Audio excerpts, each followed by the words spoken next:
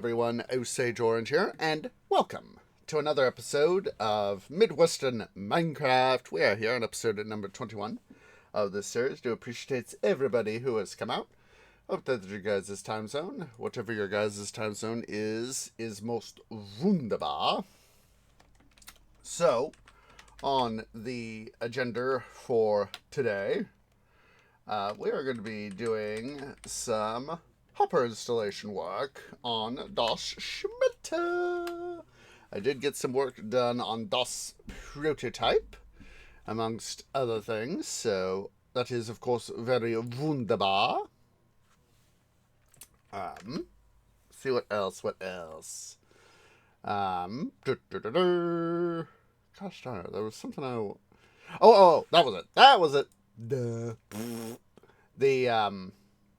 There is looking like that we're going to have the release of Minecraft 1.20 sometime pretty darn soon.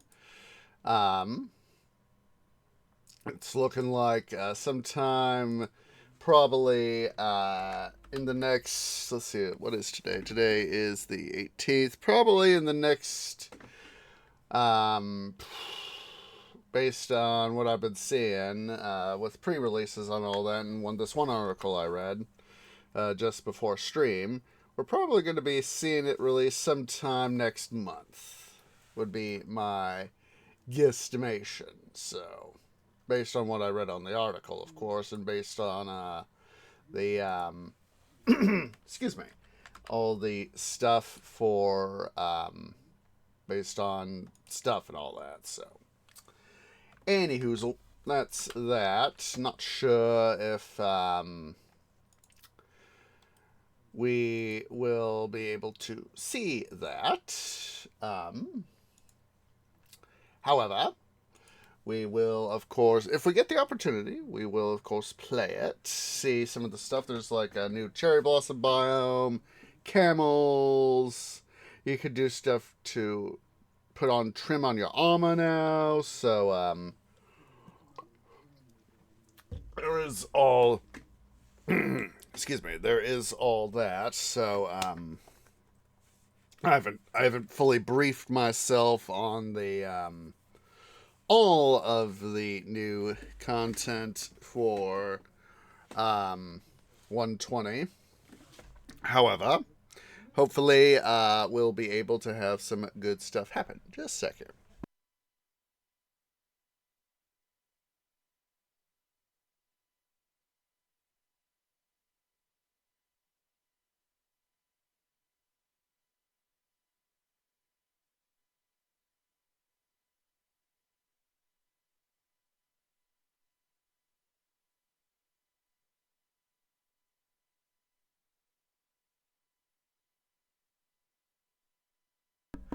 Basically, Wildcat's right here. He was purring a few moments ago, just as I was getting ready to go live. I'm trying to see if he'll turn back on his jet engine. You turn on your jet engine again? Hi, I has you. There we go. Okay, guys, just a second. Oh, just a second, Wildcat. I gotta let you down. Kind of trapped in my headphones. Gotta set my headphones down. Good is it? I normally like to stand up with the... Alright. Come on. Here we go, guys. Some Wildcat chat.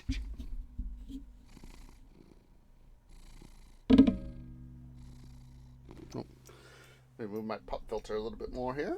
There we go.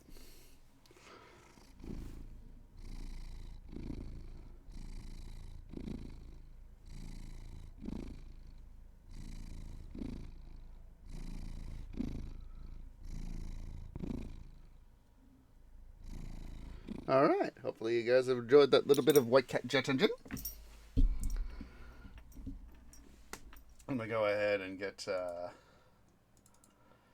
stuff loaded here. There we go. What you checking out there, Wildcat? Just checking out something here at the, I don't think that was something that quite edible there, White Cat. Let me see what you're... Yeah. It's a piece of paper, White Cat. You don't need to be eating paper. Oh, silly White Cat. I know you like smelling stuff. Smell is important to your world. Alright, so... Let's see.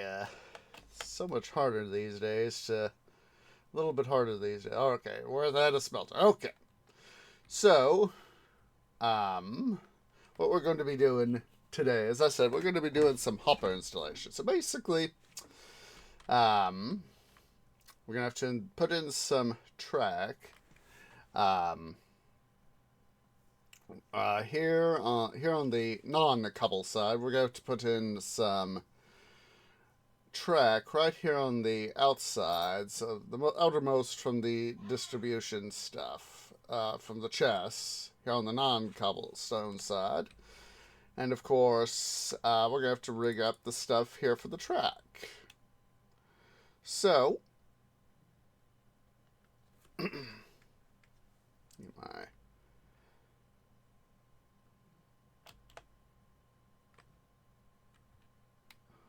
get my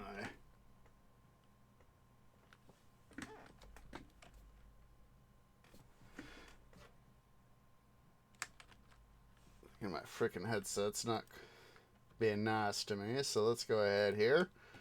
First things first, we'll get a couple stacks of track.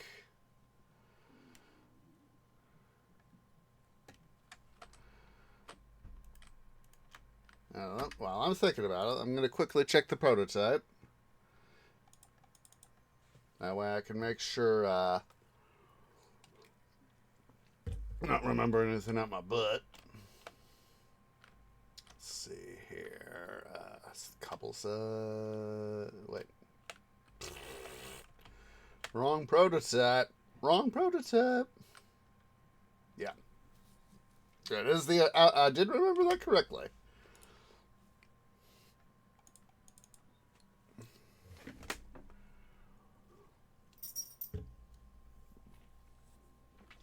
Wanted to make sure I was not thinking out my butt.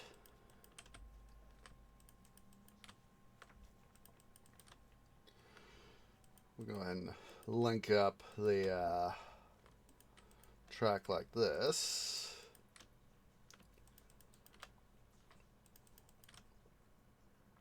It just occurs to me that I'll probably need even more track.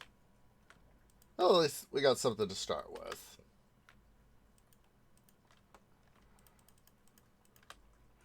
You know, it's a good thing that we've had like the abandoned mine shaft over there. Encountered the ones I have. That's helped save a huge amount of iron to get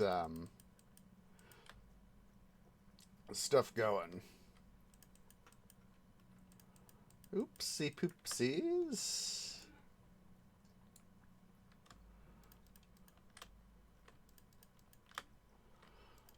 It's helped save a huge amount of iron for trying to get all this stuff done.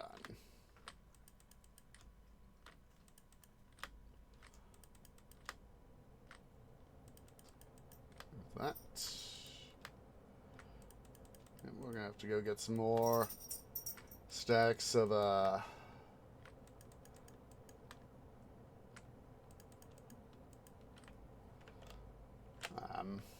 what's it?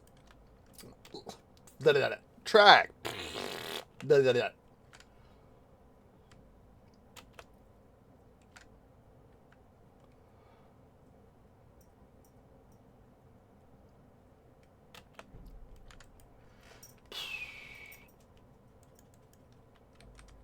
Oh, I do not need the detector rail.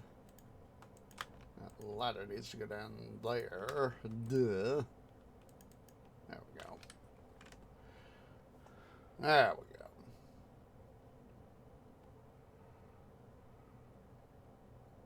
Wait, why am I doing it like that when I can just do that? Dum-dum.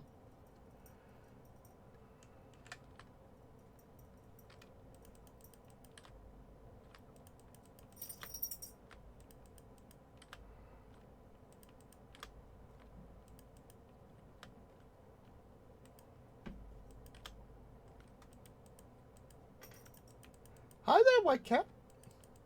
He's busy moving around, as any cat owner will know.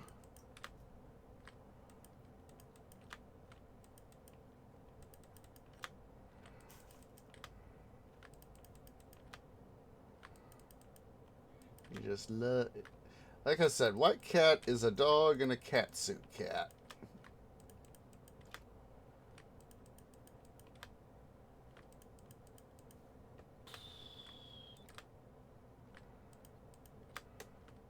He just humors me especially, but also, you know, the other members of the tree family with him being a cat. Alright, there we go. So yeah, each of these guys is going to be on their own little circuit.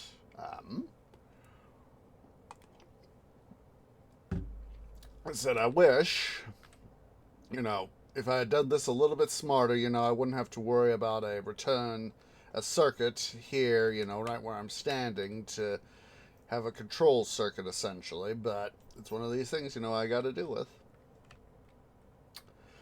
It's probably, that is something I really need to work on for the next smelter prototype, is to, and the next smelter, is to make those adjustments. The next thing we'll do, put this track up. Hello, I know I got some here. There we go. I need some stone brick. Where in the heck did I leave my tools?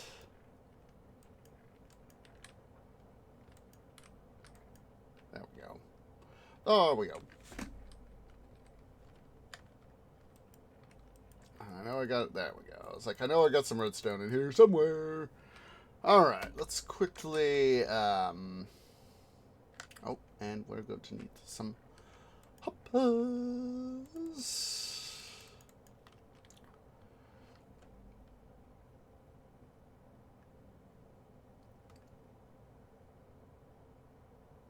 There we go. Alright, so let's see here. I want to quickly double check the prototype. So as that, I remember what I need to have done.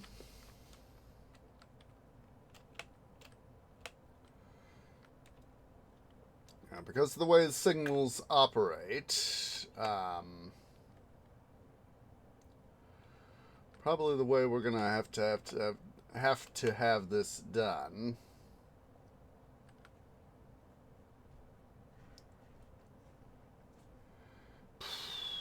It's going to be hard in some respects, but let's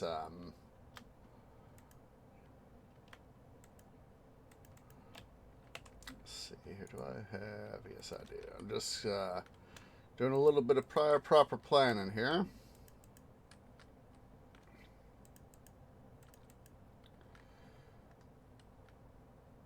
Because the way the circuits are for all the subsystems here, have to make sure we extend this out a little bit here on this side. That's okay. But yeah, because of this right here, I don't want circuits getting mixed up, so we'll have to, essentially gonna have to come in on both ends here. Oops.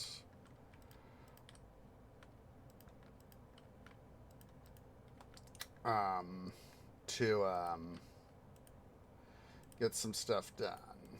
And these are the control circuits, you know, activating stuff, so...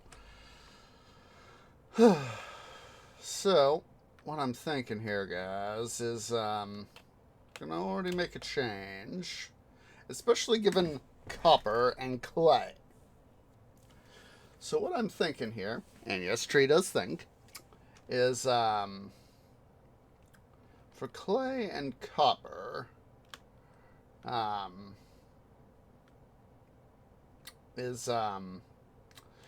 we're going to go ahead and, let's see here. We'll go ahead and make this like clay, sand, you know, at least first block here. Let's see, where's the golden bound? Let's see. Copper is going to be back here, and that will help us out in a number of ways. So,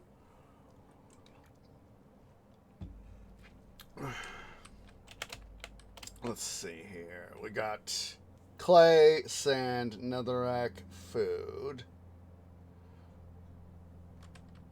So we could do food, sand, netherrack.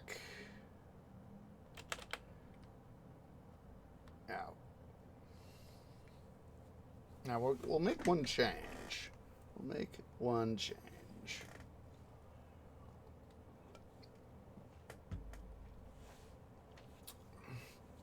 I never really thought of how detailed I'd have to make this into this thing here. So we'll make, let's see here. Do I have a, let's pull out a sign. Doesn't matter what type of sign.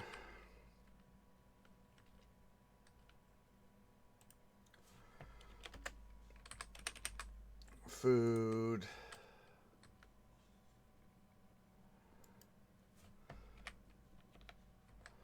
Sand. Netherrack. Actually,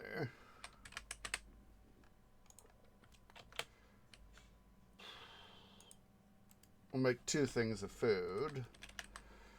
Since we have two distribution systems, let's see, we'll make this one.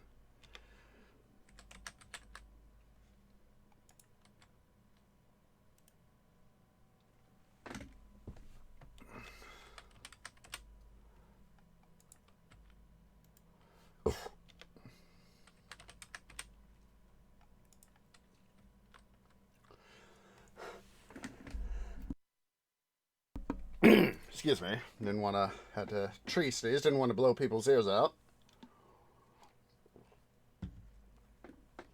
So, as you can see, there's a nice chunk of the prototype I've done already. I've finally gotten clay, this stuff here done.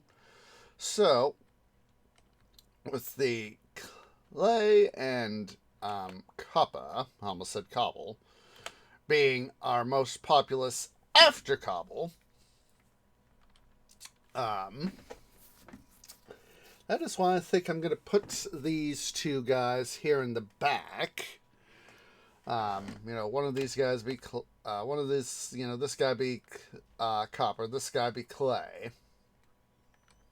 and of course, right over here, as you can see, so is the thing. So basically, what I'm going to have to do, this is the pre prototype for the item filter. I was like, as I was, when I was just building stuff, I hadn't gotten all this stuff, basically had gotten the deck installed here on the prototype. I was like, I really need to have an idea of how the item filter for the smelter is going to work. So basically, what I'm going to have to do is, we're going to have it's going to, do cobble is going to be first thing. We'll probably do, like iron, gold, copper, sand, clay, netherrack, all this other stuff, sort of stuff. And basically, basically you have all this stuff here. So, cobble, 3 types of metal, sand. Why do I have... Obviously, I had some sort of reason for building it out this far. Let's see here.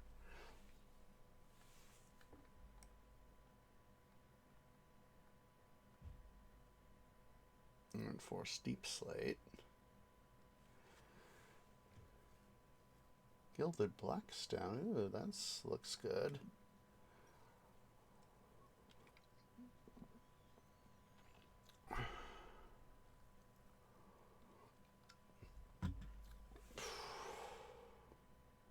Obviously, I had a reason.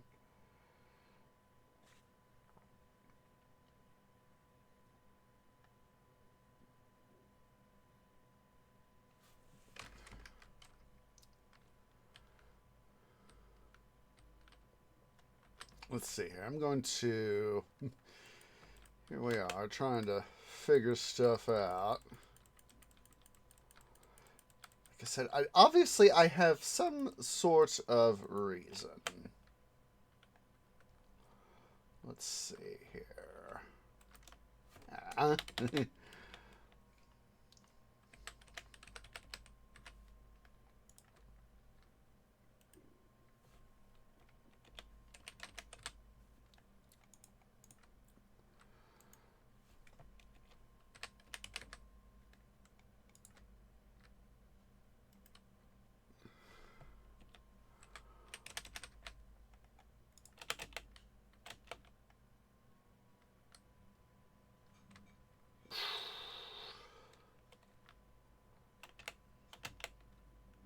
Come on, Tweed, get back there!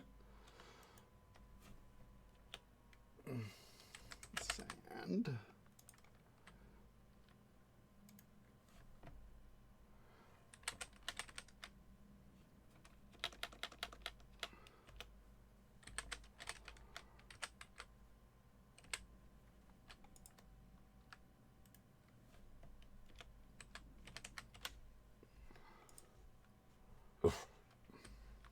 Obviously, like I said, I don't know why I have 2 additional things. 2 additional filters. Let's see here.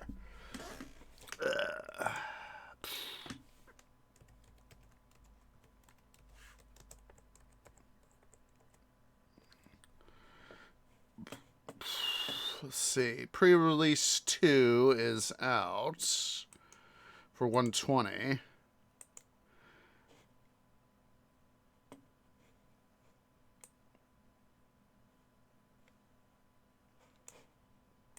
Let's see here.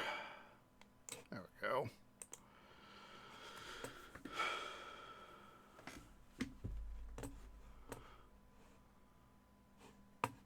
Let's see.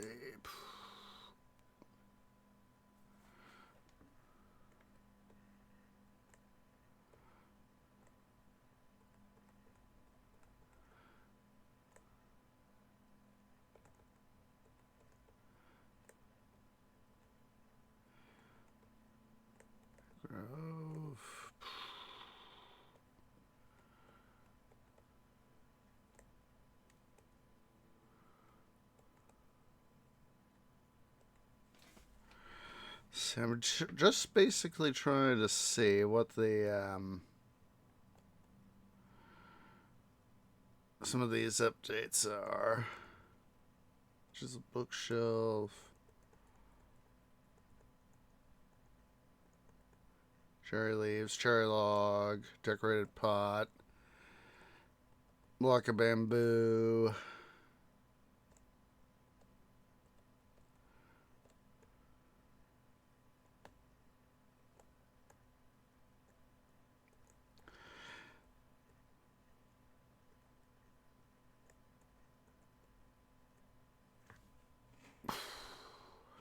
Yeah, it's like, I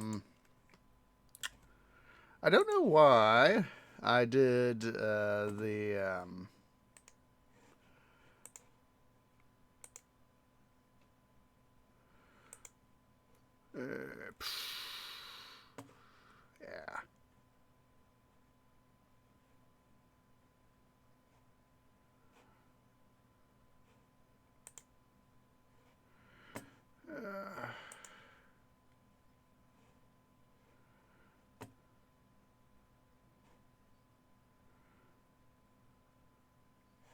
Ah. Come on. I just done shot myself in the roots. Let's see.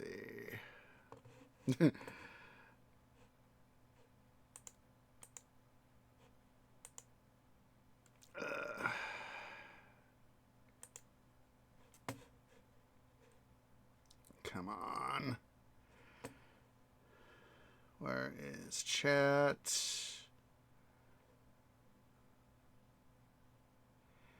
Here I am. I done goofed again.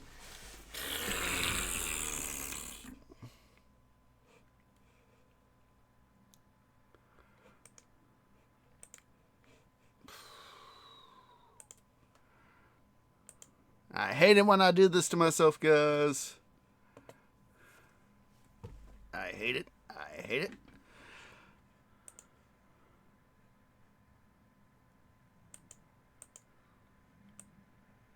There we go. There we go. All right, there's the link to the wiki article.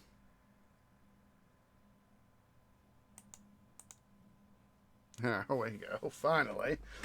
Yeah, I must have had some reason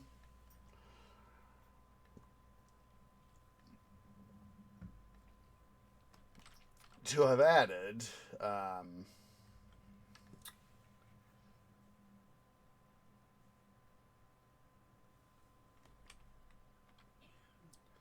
gosh darn, because you see, I don't want to have to set up, let's see, cobble, iron, gold, copper, sand, netherrack, clay. I don't know why I gave this to myself.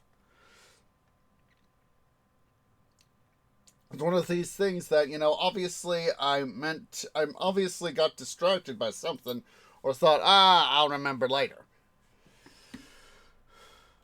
Because I don't see the need to put in,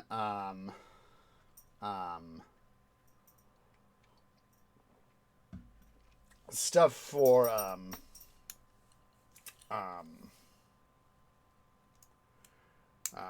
other stuff.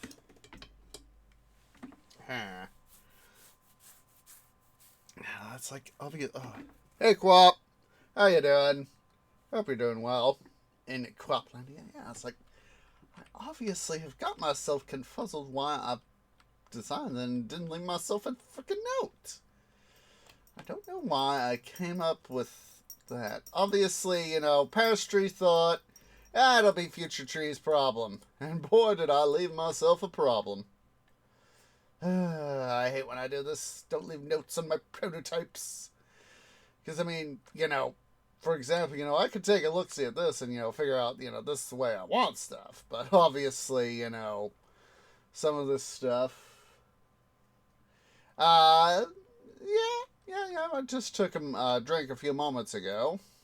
I did stretch before stream, and hello, White Cat, are you? Gosh darn it, I think White Cat wants out. Just a second. That's the plan.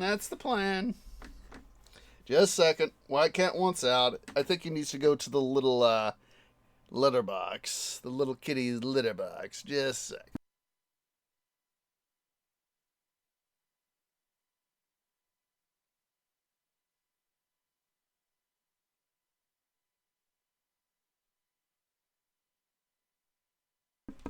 Alright. He's out. Hopefully he'll go do whatever cat stuff it is he wants to do. So, yeah, I don't know why I left myself. Maybe it was an anticipation of new stuff for 120 that I just, you know, put it in. That's probably it. I honestly don't remember. Alright. Back to what we were supposed to be doing. Just double checking our stuff here on DOS prototype. Like I said, I really need to take some time get it started. So, you know, that's why you see this line of stone brick here is this right here is going to be the wall separating the return system for the cobblestone side from the from this. So basically, my sort of plan that I got, we're going to build it up just a smidge. Be building this up just a smidge. Geez Louise, White Cat. Now you want back in. He's obviously gone to the litter box and now wants back in.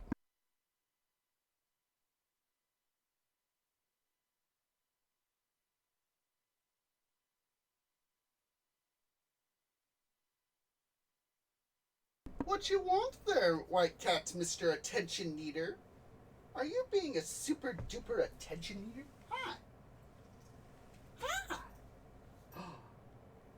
Guess what? Guess what? More White Cat. Ch-ch-ch.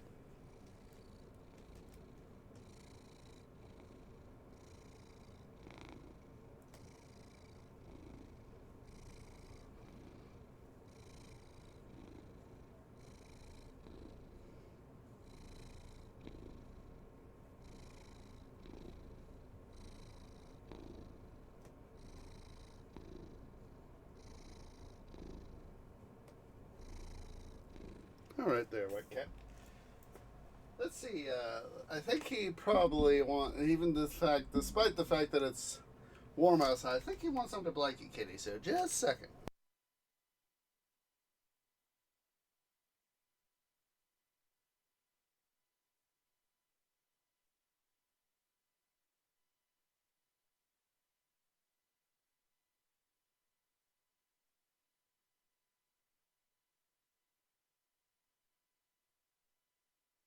All right.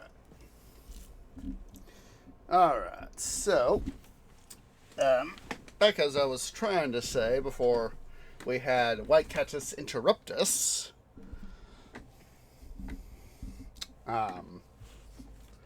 The plan is to bring, this is just a reference level.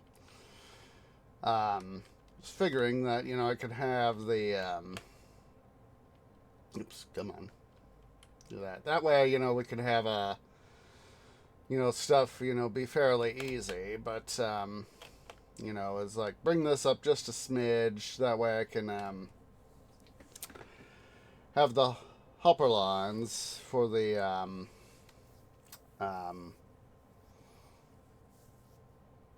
come up for the cobble systems. Because obviously, I don't want them, running back here against the tracks. So, probably gonna have to get creative when it comes to actually installing the filters here. Might actually have to, flip a few things around, but that'll be okay. That's the prototype for you guys. It's meant to help give me an idea. So, anywho, basically get the hopper filter system installed here. That would actually be a good idea, is to have the cobble be last, aside from the the unfilterables. So, like food, and that would obviously get directed to its own little thing. So, I've seen what I needed to see. So, or at least get myself an idea. So, on both sides, with the exception of one hopper here on the very end, on both sides.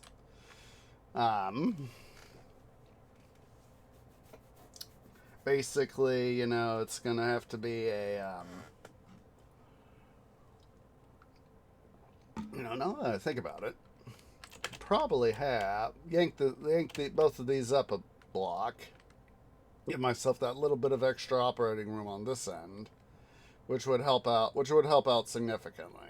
So, like I said, prototypes meant to help give me an idea. It's always been the rule.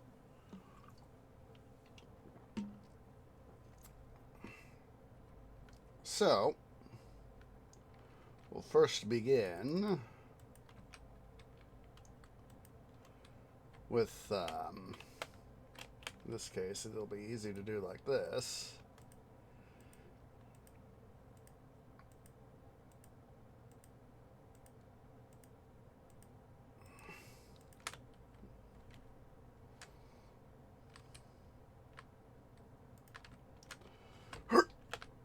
Yay, made it! 2, 3, 4, 5, 7, 8, 9, 10, 12, 13, 14, 15.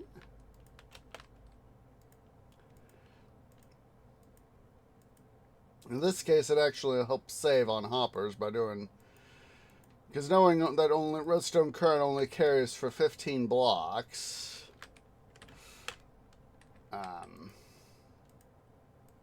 in this capacity, it actually helps us out. Save a little bit on hoppers.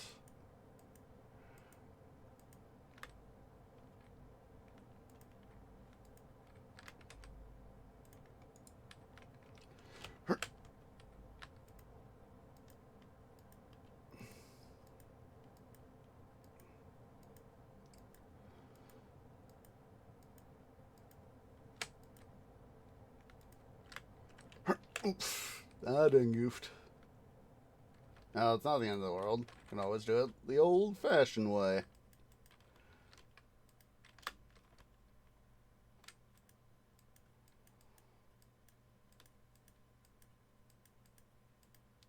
Make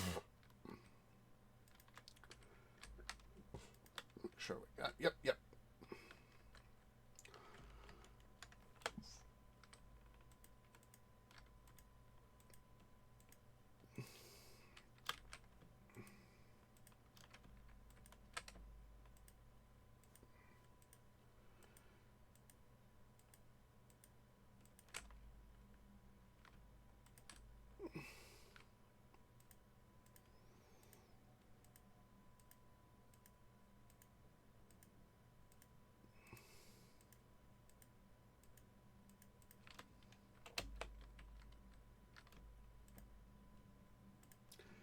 I'm just really thinking about how I can continue to improve the smelter, you know? Now that I'm really working on it. Trying to get, you know... Oh, geez Louise tree. You done goofed, son! There we go. Let's quickly go retrieve that hopper.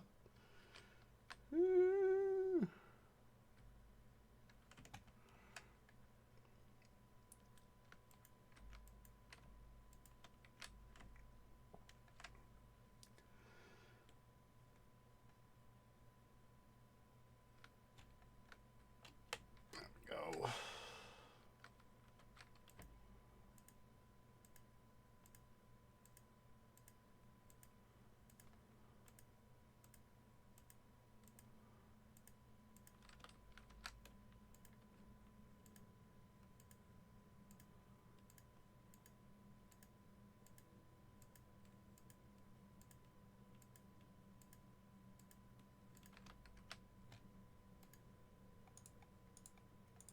Alright.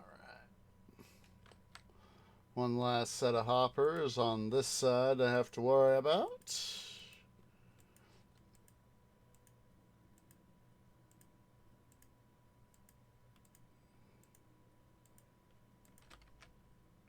There we go.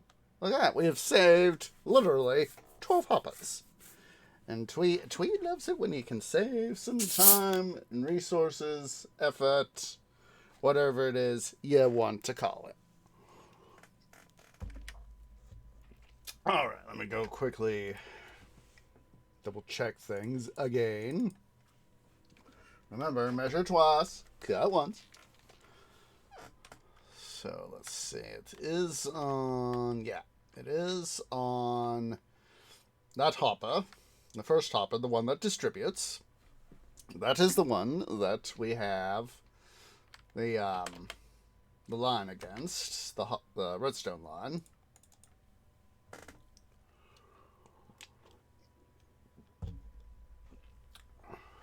Oh wait, was that?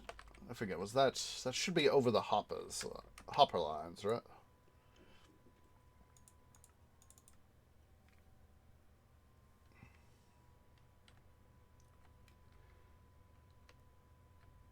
Yeah, that is over the hopper lines. The chests are in the middle between the hoppers. I mean the redstone lines. Okay. I just wanted to make sure.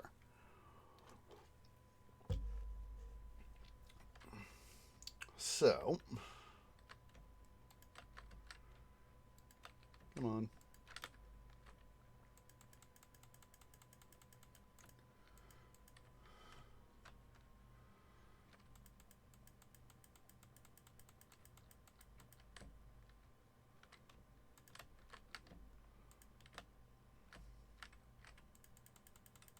Ah, dum-dum.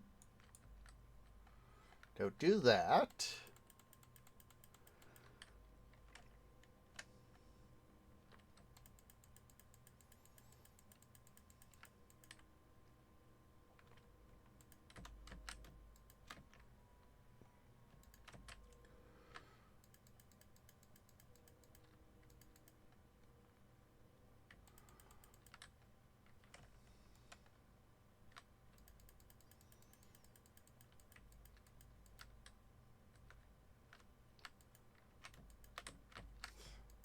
It's easy to forget at times to make sure you shift right click in order to be able to not access a hopper when you're trying to put a block right next to it.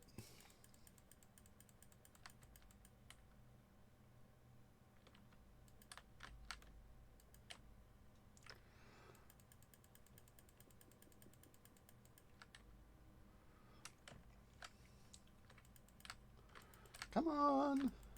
Like I thought, I kept thinking, I should be in range. I should be in range. Hello? Hello?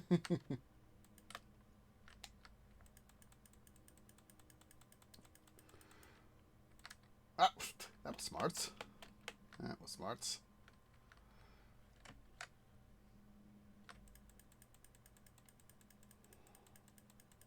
Oops. That was double smarts, guys. Let's get rid of that.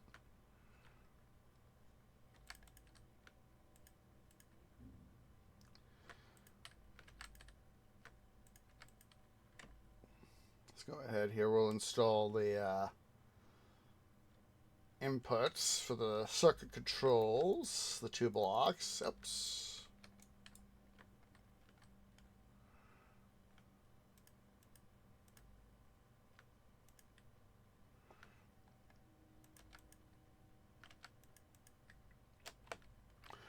Okay. Oops. There we go.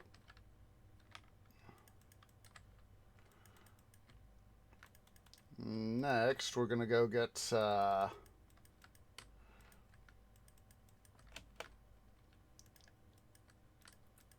chests to work on storage.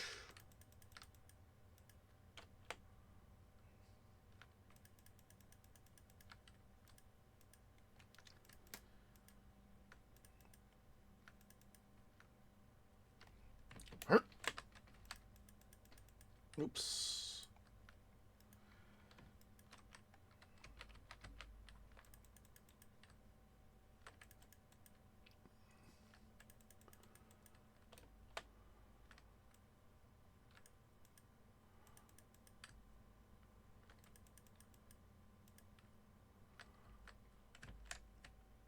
We'll just head back over here and start on this side. Make it easy.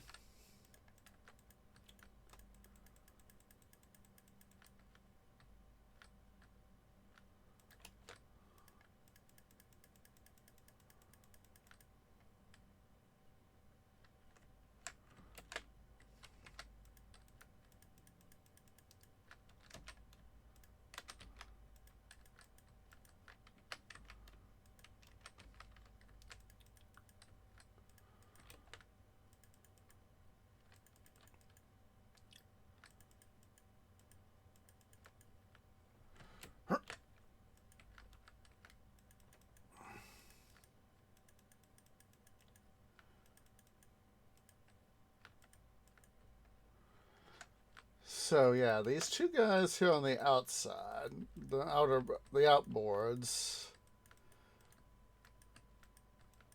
So yeah, it's basically, you know, we have the outer board, the inner outer board, the intermediate, outer intermediate,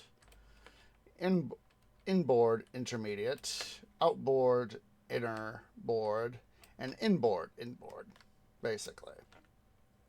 That is basically the stuff here. Let's get that torch right where it belongs. So basically,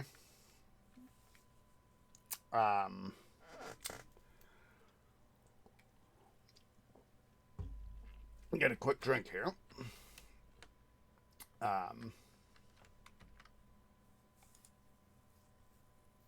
Double check the prototype here. Yeah, it's the input side is where we have the oh, that'll be a thing actually. Now that I think about it, is that for both the clay and the copper, is that not only will I raise it higher, I can also reduce it to essentially get rid of this terminal right here. Because what I'm thinking is, that's probably why I did it like I did, is to match the number of terminals I would have. That's probably why I did it like I did. So anyway, knowing that some of these guys, for example, the cobblestone ones, all right in here, they're all going to have their own thing, all right? So what I'm thinking is that when I finally get doing the actual filter for the prototype, is is for the iron, for all these guys, is essentially combine them like I did it for the Mark VI. The Mark VII, is essentially do something akin to this. So basically have for the input here, have the copper lines for the cobble, have them go off and do their own thing over here. Then have, let's make it daytime. Time set day. Make it easier to see. Basically do this. Is have a centralized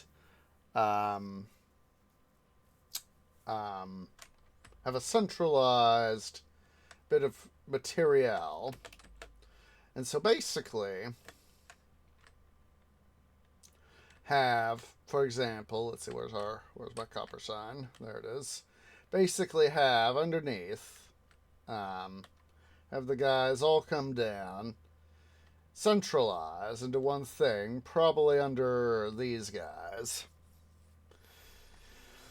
Somewhere under these guys, and this would be the copper hopper line. Have it all centralized here. Well, actually, yeah. And then, of course, have it under here. See, this is why I may have to go a little bit higher. That's actually a good idea that I did this, is so that I had an idea of where stuff is. So I may go ahead and have this be the distribution level. I'll have to yank these guys up a block. But you see, this is why you build a prototype, to have an idea of stuff. But essentially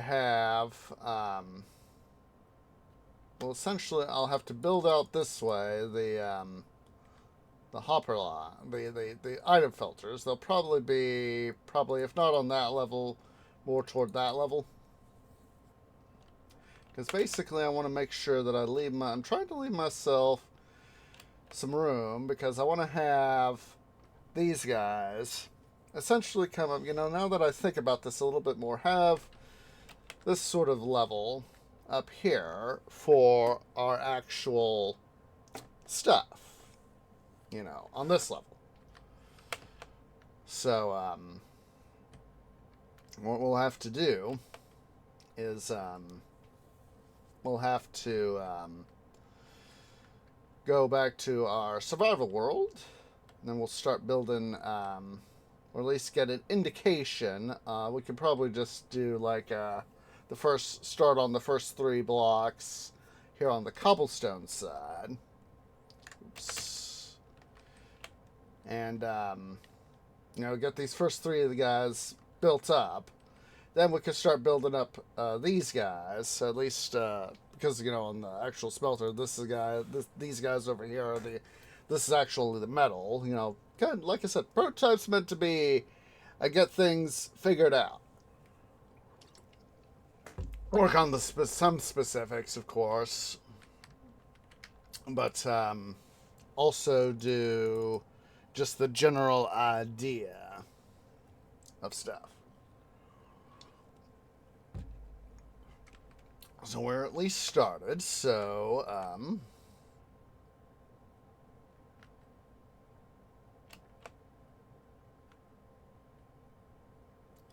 let's go deposit what we don't need. We'll leave some, let's see, where is, hello, there you guys are. Leave the, what little stone brick I got on me. Yank out the metric ton of hoppers. Let's make sure we pull out an axe.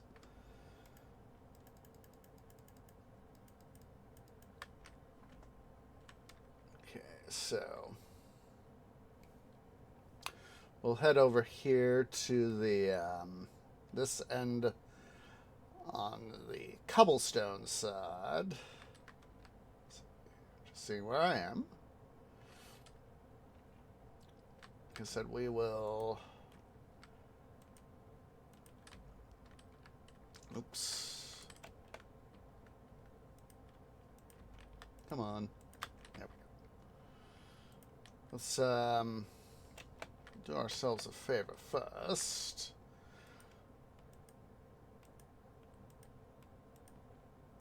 We'll first install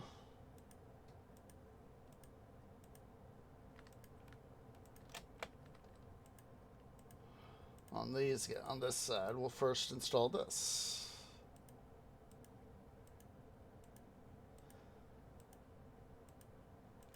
We'll come in and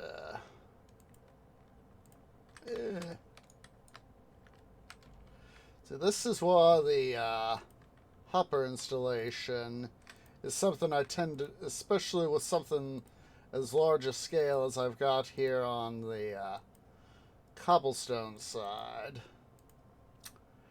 is why I tend to do this off cam.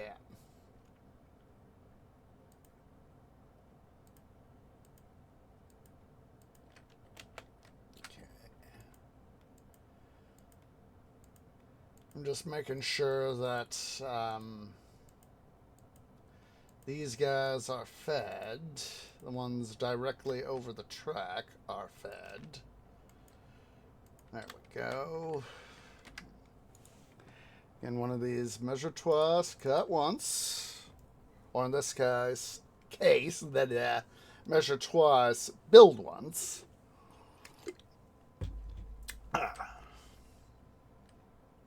Yeah, see, even here on the prototype. That's how I did it. So 1, 2, 5, 6, 7, 8. 8 high. Okay. So this is on the outboard part of the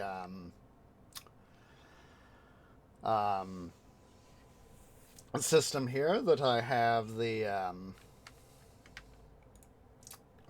chest.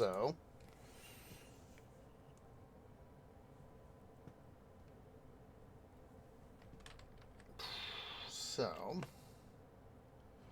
oops, I need to finish doing this side, so.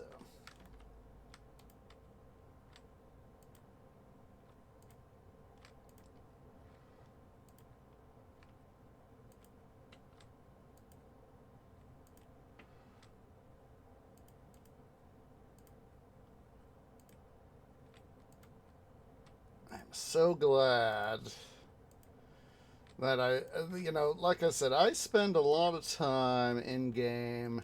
If I'm not building or doing something related to building, I am often mining. I find mining in this game therapeutic.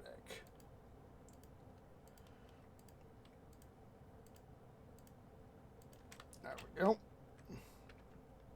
So it is on C.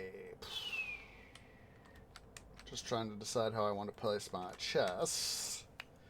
I'm thinking that we'll place them like this.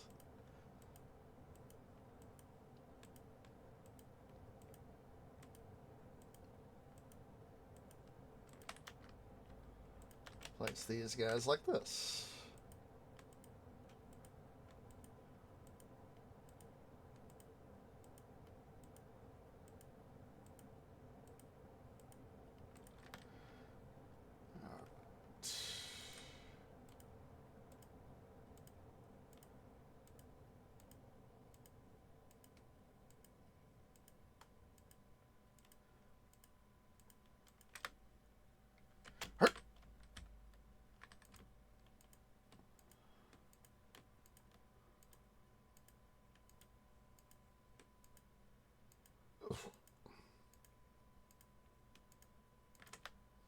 And then it's just going to be simple, excuse me, running back and forth between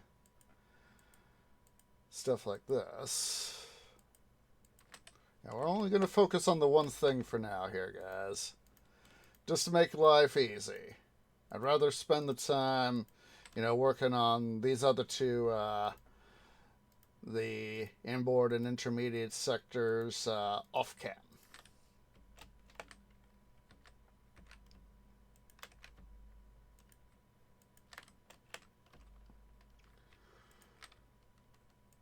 Ooh, I just had a thought. I need to go double check my iron.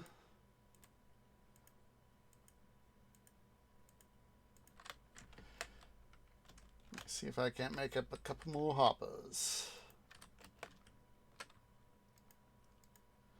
Because I know in the iron that I do have that's processed, I know it's not ready. I know I don't have enough, because I want to... Having this oddball quantity of chests, 56 and 24 hoppers, I want that to level out, son. So, let's quickly hop over here to the other side. Don't be a dum-dum tree. You have access for a reason.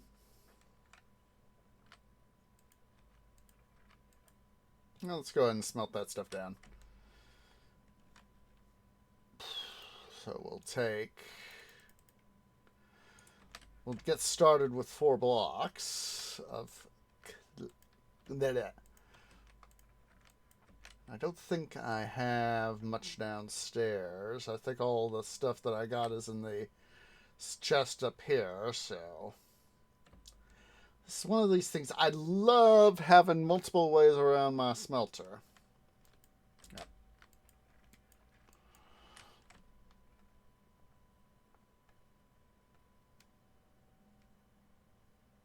I'm going to do myself a favor, so I'm not having to overthink it.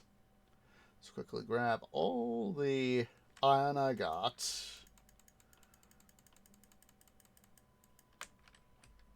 Enough for 5 more hoppers. But that's not enough. Not enough. The prodigal iron returns to the end of smelter. Alright, can actually need to go this way.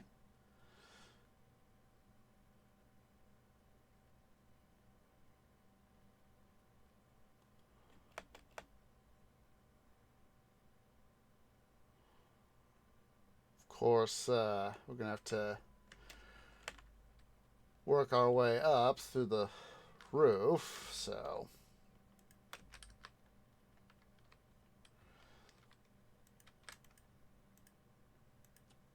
That's another reason to do more of this off cam.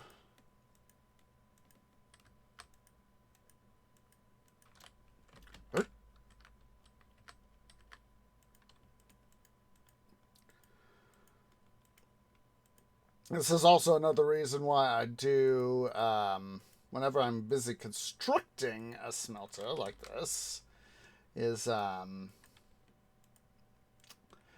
I always make sure that if I have to, for example, clear stuff out, I always make sure to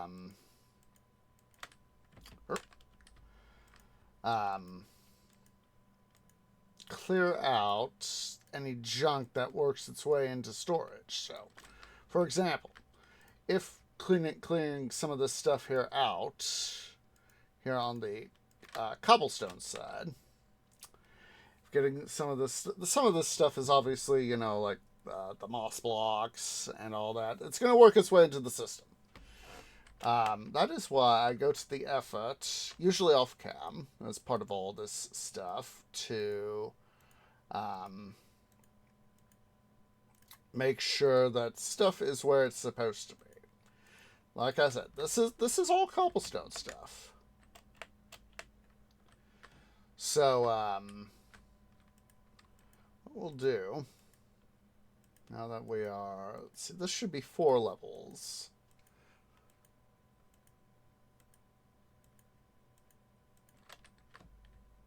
Yep, it is. 4 levels of storage. So what we can do now, so one of the benefits of having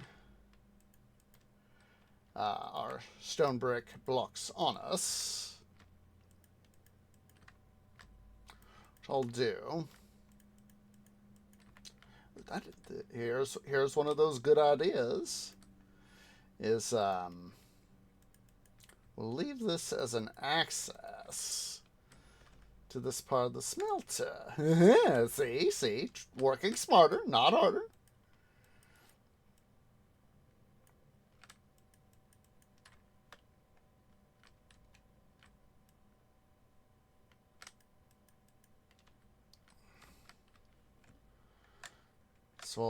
This allows for 2 things. 1, access. 2, torches.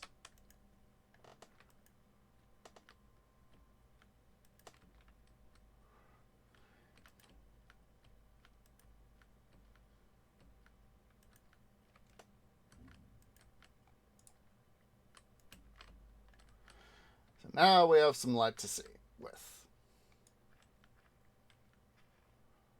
Let's go ahead here. We'll start.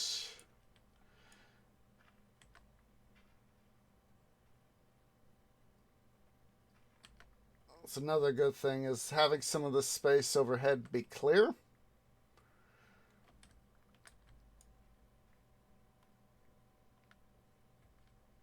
That saves the trouble of having to clear additional stuff out.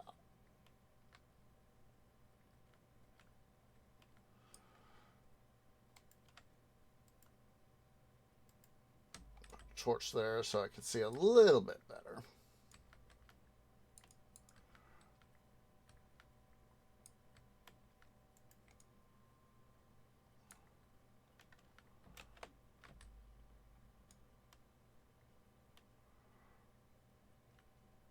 Go. So this is part of the reason why I have to make sure that stuff, whenever I'm building, I have to make sure that stuff is cleared out of the way. So that I don't want, you know, like andesite, the diorite, andesite, moss blocks, whatever. Stuff that doesn't need to be in the smelter is not in it. Just clearing some of this stuff here out of the way so I know where I am.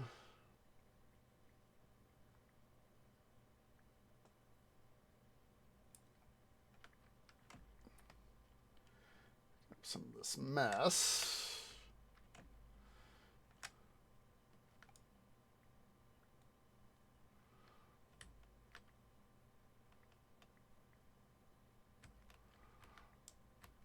I always figured I'd have to clean some of this stuff up at some point, so...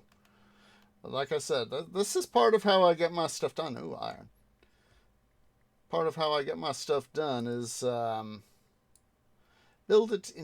take it into smaller bites. Out of the way, bloody clay.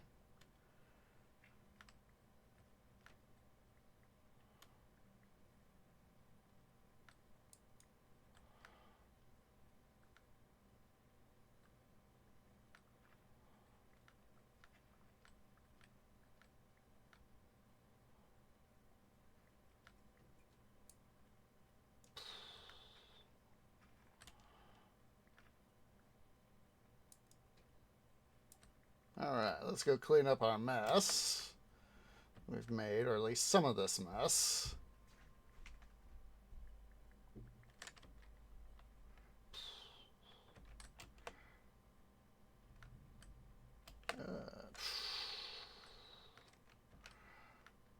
Screw it. Chess!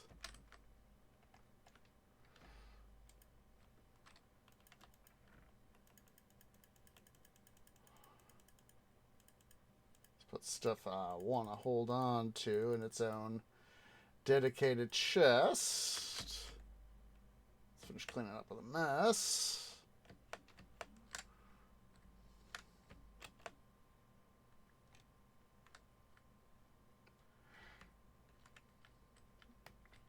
Seeing where the rest of the mess was, I was like, I know I got more mess to clean up. There's a bat.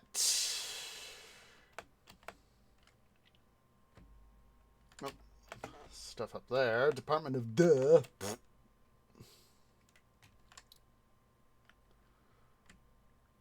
There we go. And we'll put up stuff to process out later. And we'll go ahead and finish cleaning that up a little bit. So, oh, that was smarts. That was smarts. Real smartstry.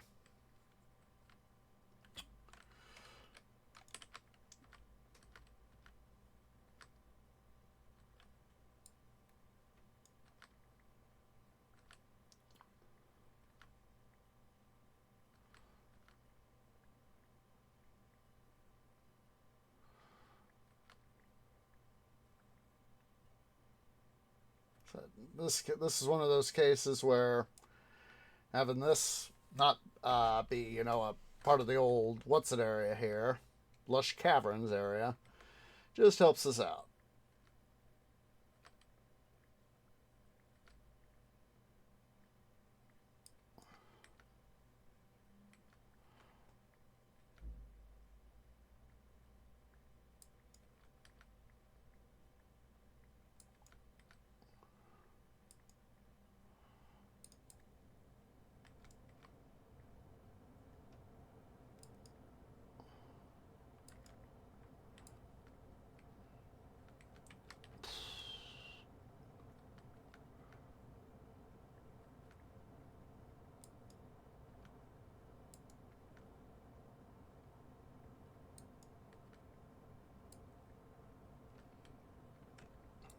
Let's finish picking up this debris.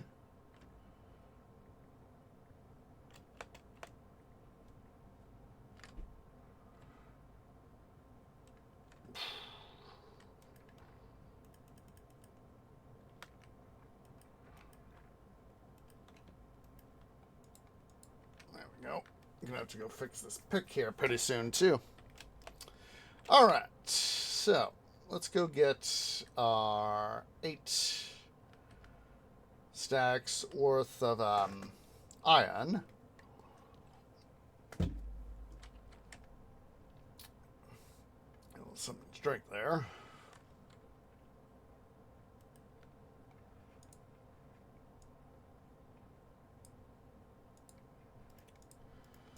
One, 2, 3, 4, 5, 6, 7, 8.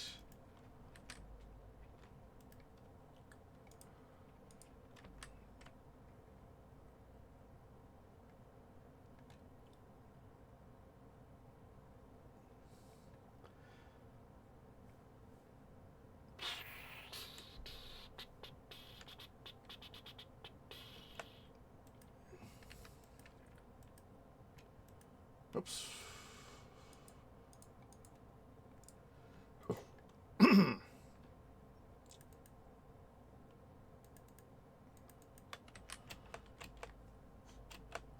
We're slowly running out of iron. I mean hoppers. I mean, yeah, hoppers. Oh.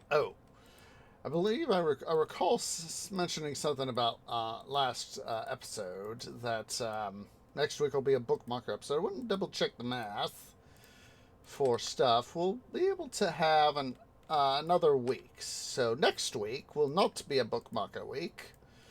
It'll be the week after.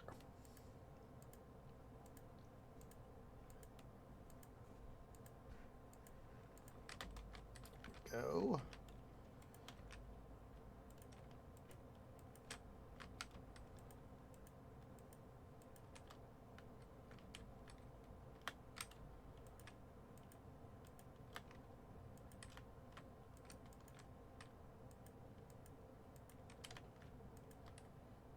Check here. So 1, 2. Yeah, that'll be 3. Start of our third layer.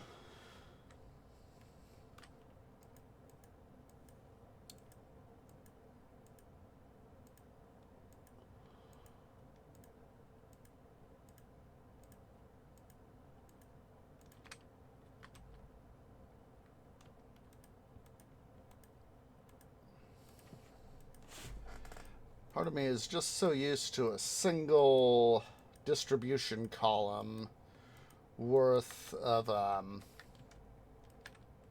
guys for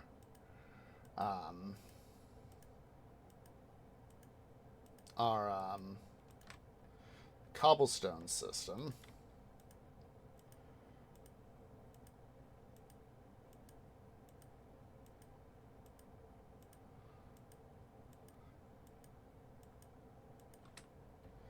And it seems weird in some ways to have instead of having get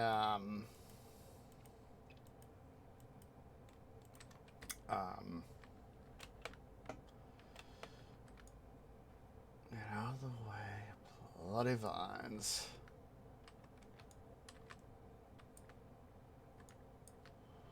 There's that. It just seems so weird in some ways that I have to build the system so so much over.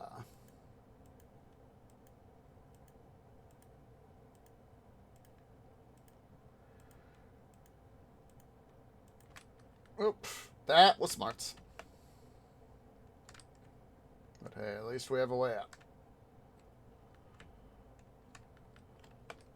Ah! Silly twee.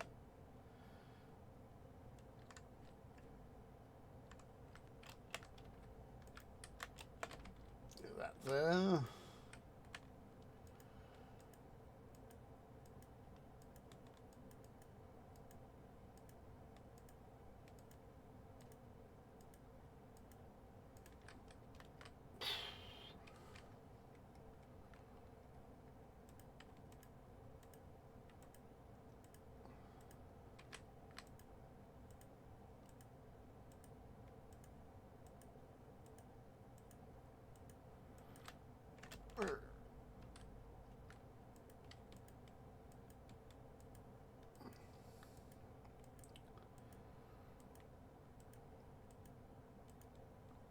Gosh darn it. I keep thinking back recently. Oops.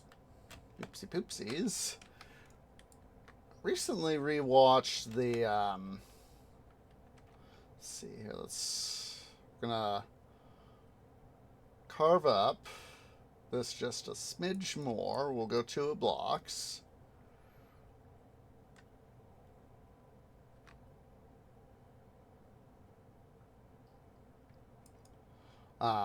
I keep thinking back. I recently rewatched as what was it? Tuesday? I think it was. Yeah, it was Tuesday. Went and rewatched some of the No Evil series by Betsy Lee and rewatched some of the bloopers. The blooper reels. That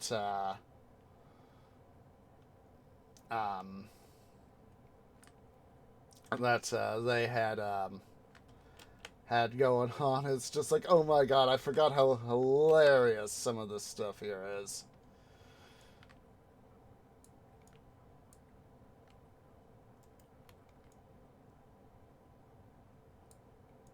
Out of the way. And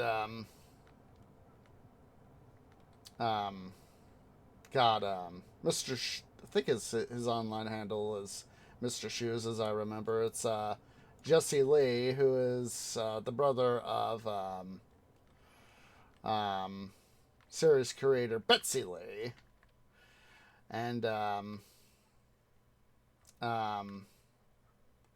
they had the VA for Rip, Rachel DeFlon doing one of her lines for Rip, and what I'm remembering is it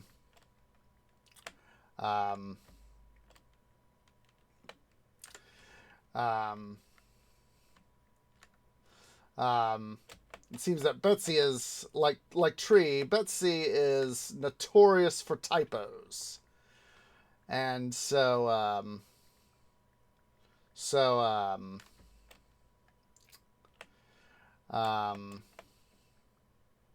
one of Rip's lines was instead of saying yesterday, it was yesterday.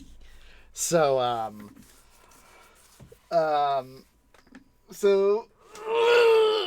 she says, Rachel the Flying asks, do you want me to say yesterday instead of yesterday?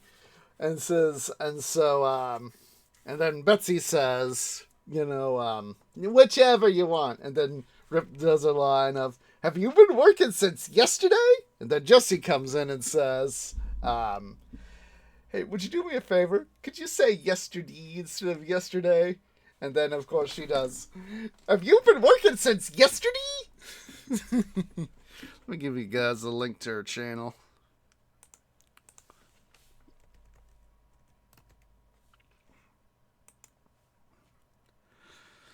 Yeah. Yeah, Betsy Lee, a.k.a. Warlord of Noodles.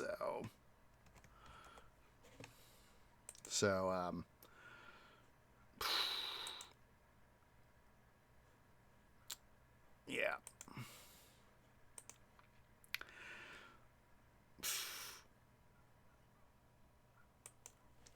That's always been one of my favorite bloopers is, have you been working since yesterday?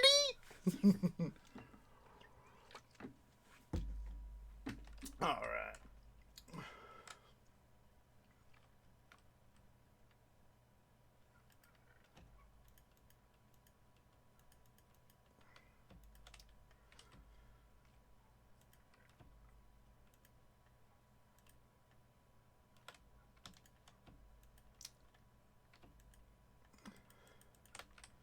God, I am so freaking low on hoppers, guys. Yeah, we're gonna do another little project next episode. That way I could get some mining done off cam. Alright, so we have 6. We're ready to do our last duo, which is why we were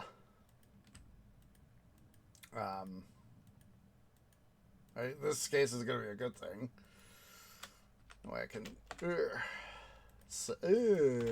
dum. What did I? Let's see. There it is. I was about to ask myself, did I just lose the thing in the chests?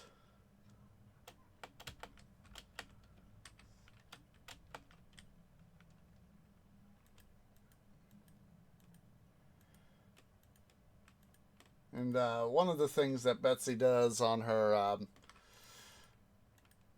blooper reels, and this is aside from the first episode. The first episode of her blooper reels, she'd had, the full form of her characters doing their thing. And, doing their VAing and all that.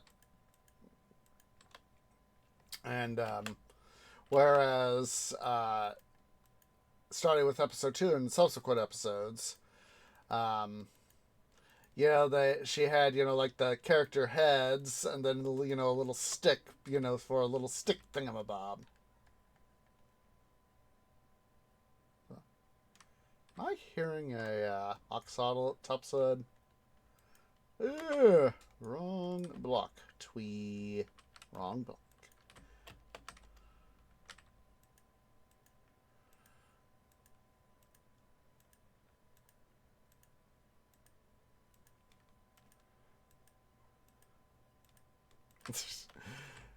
Now I'm thinking back from the first episode.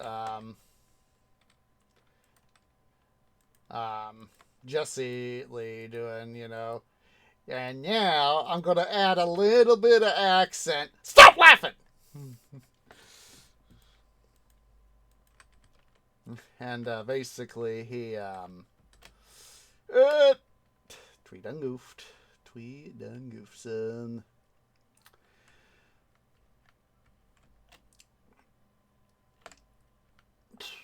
So I'm gonna do that.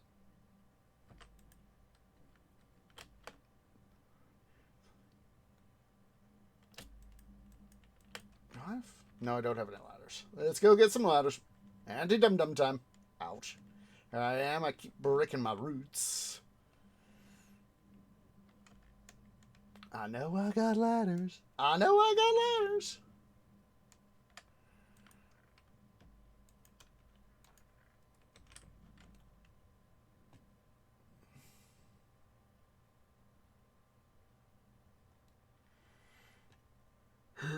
Hammer rock. Okay.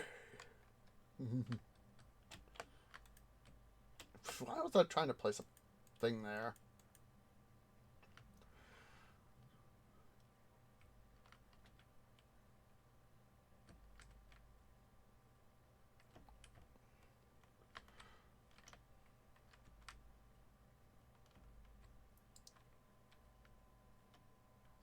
God, I've lost count.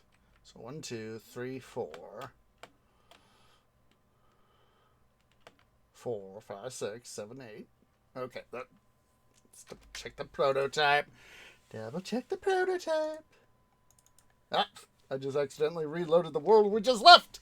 Department of Duh.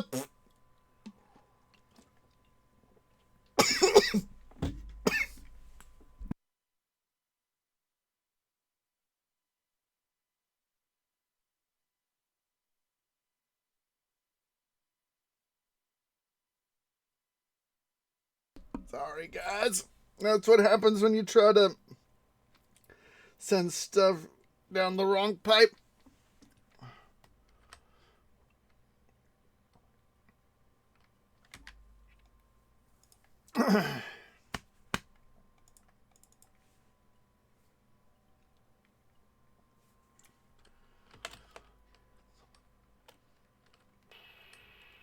Okay, it is outboard. It is. Yeah, you see, I couldn't remember. I was like, was it inboard or was it outboard? For the two sides, inboard that way or outboard that way. So each side is its respective thing.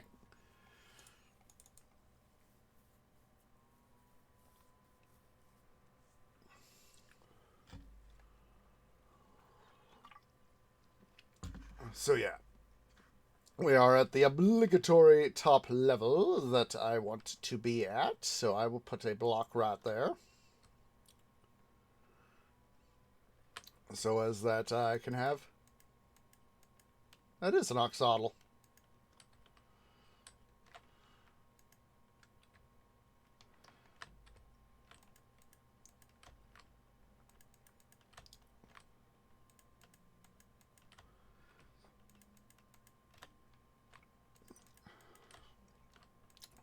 Oops. I do need to go get some, what's-its? Stone bricks. Department of Duh.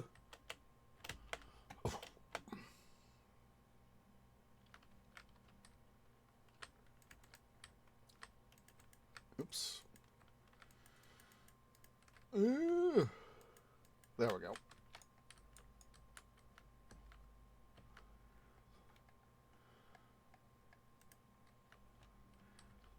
Ooh. Go ahead here and if I have to change some of this, I will, so...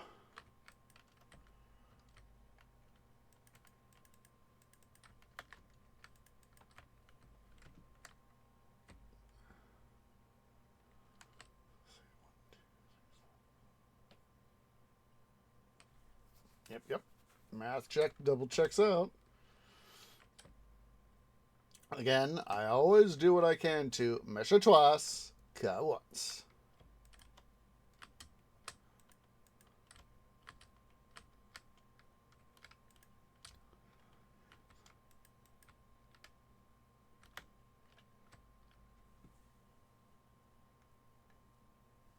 We'll just work from down here.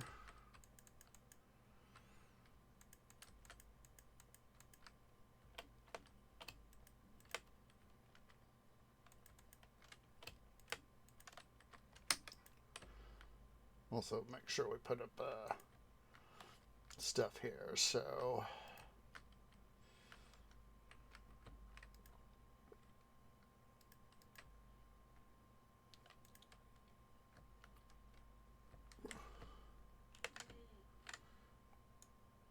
No way, bloody thing.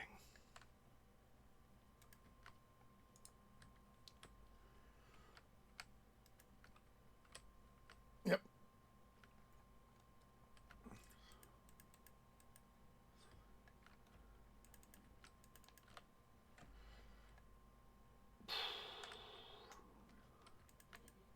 Oops.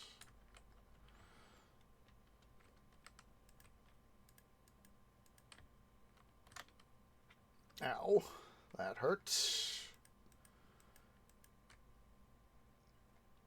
But at least we now have access to the top. So let's go ahead here. Oops.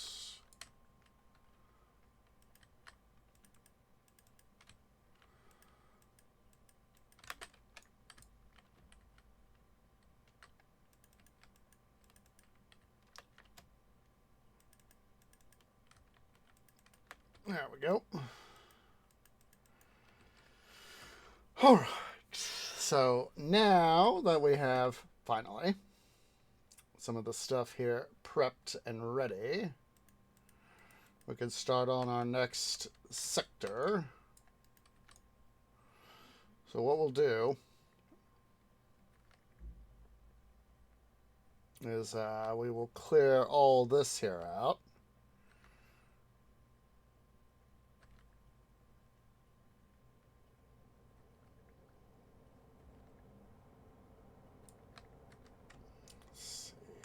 How far does this go? For a little bit. We should be able to pretty soon breach out on that other side, so...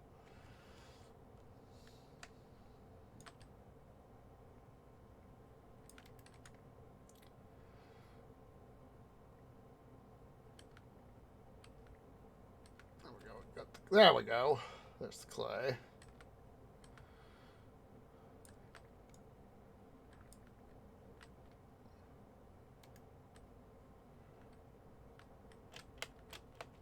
Now, there are some oxidals wandering around out here based on the drip leaves. Hearing them be moved around.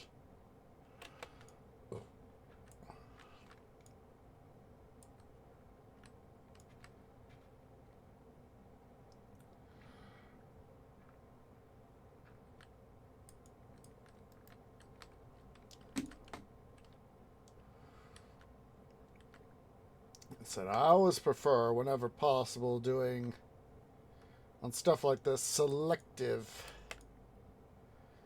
mining. Trying to get only the... remove only what I need to remove.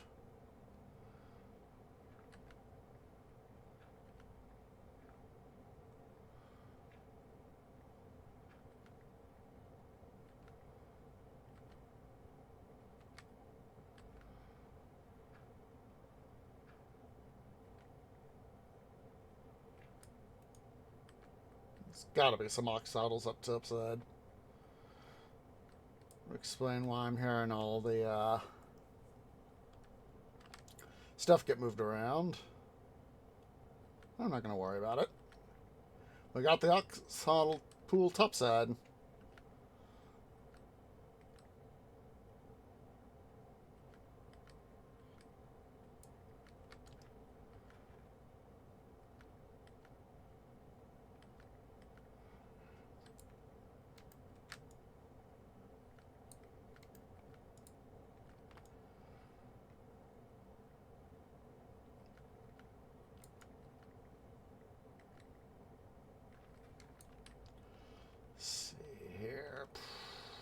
I really need to go get my shovel. Seeing as how we're about to do a real metric butt ton of clay.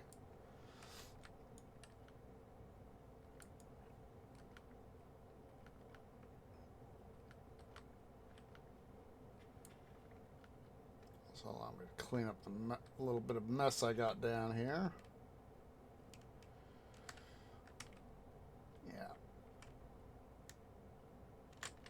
It's going to make a deposit of junk to our junk chest.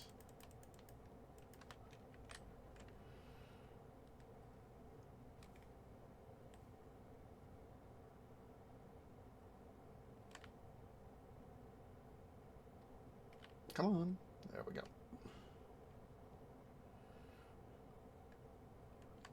Let's see what's going to be.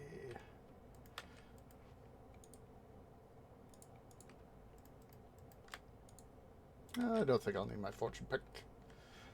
Get a couple more stacks here of stone brick. Let's get a couple more. Couple more wouldn't hurt.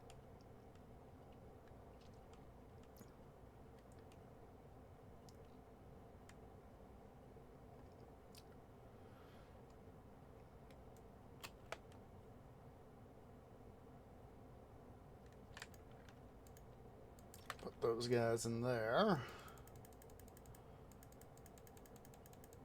All that there. Oh, don't go down, Twee. You don't want to go down.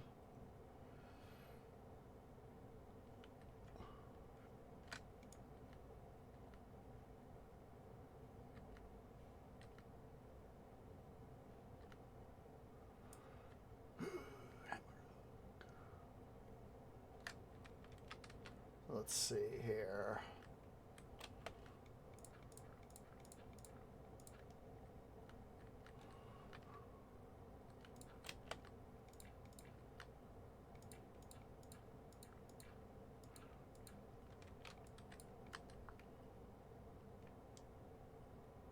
And I know that some of this stuff is going to end up in the system. I'm not going to complain right about it right now. I'm more concerned with getting stuff out of the way first, you know.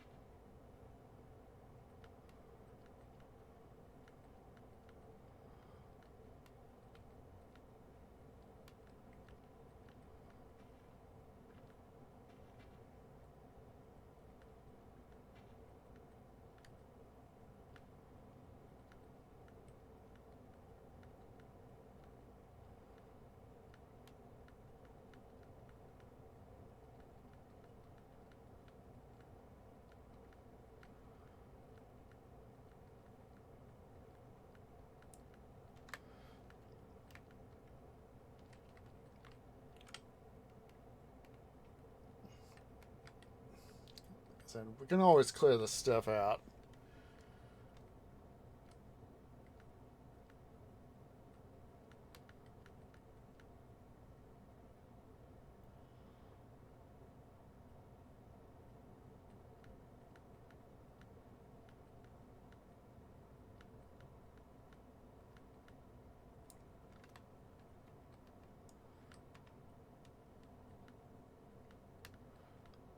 Get this done, we'll go clean up that mess.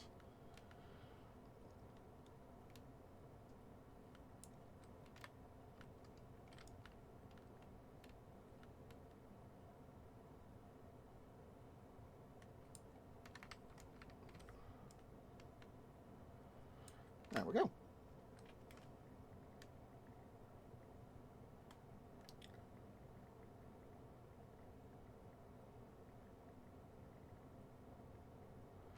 And there we go.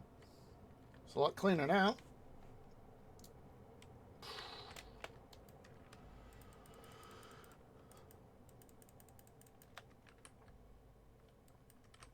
Now I'll have to make sure to do a before I start eating,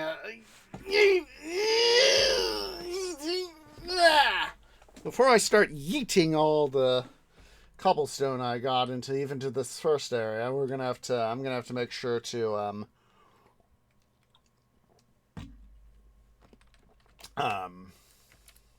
make sure it's clear so as that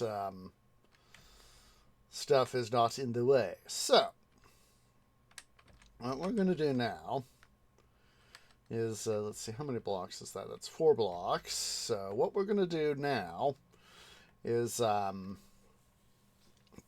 going to build up our stuff over to here so as that we can get our access over to the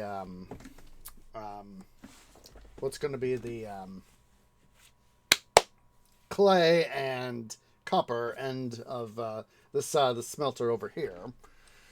And so well, first, oops, wrong chest.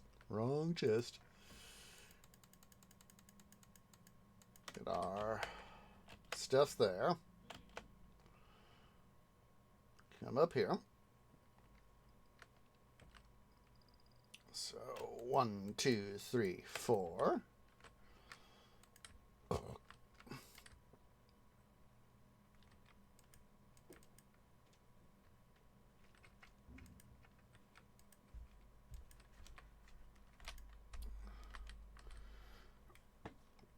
I'm going to go ahead and establish a cross walkway here.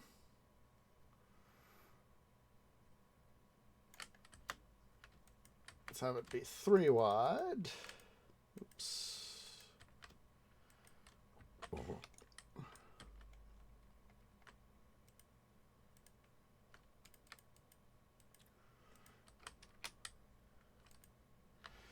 Quickly, come on. Torches. Let's see here.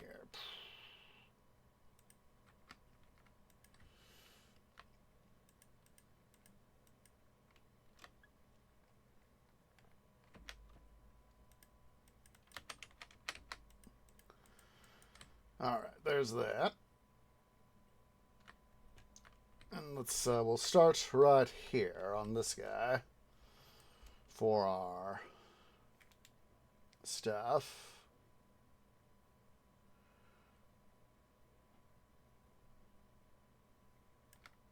I figured I'd run into these guys, so it's part of the reason why I have the stuff here. My my axe.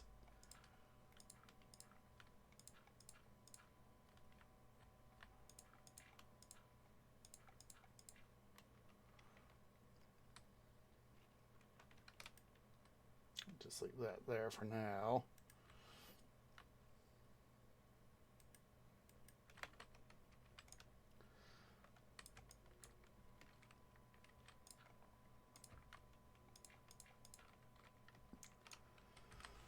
Let's go and clear some of this stuff here out so I can have a better view.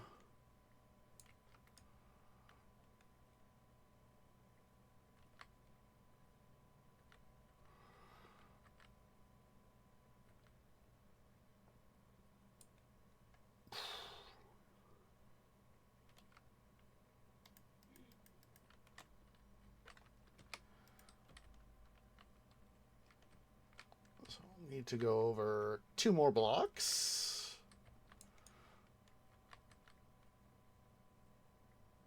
Ah! Dum-dum!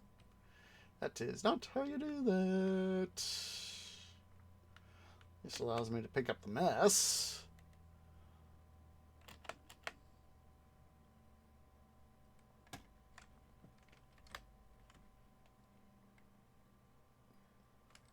Ah! Did it again. Screw it.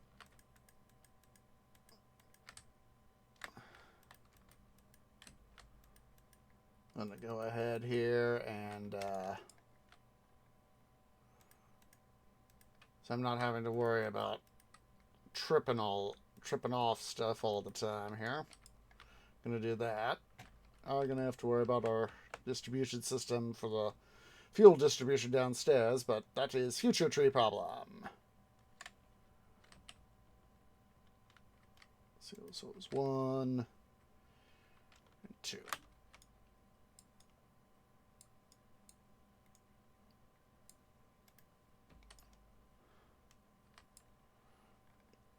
And should my math should be correct? Yep.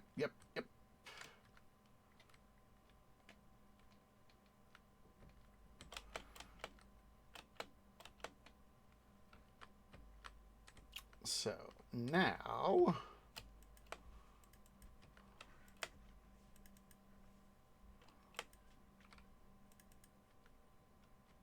oh, hello, come here. Come here. Thank you.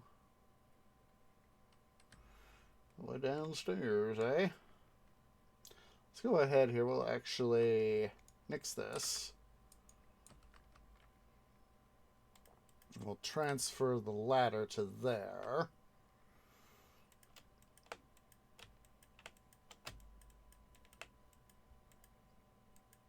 Good. Good. There we go. Let's see. Ladder! There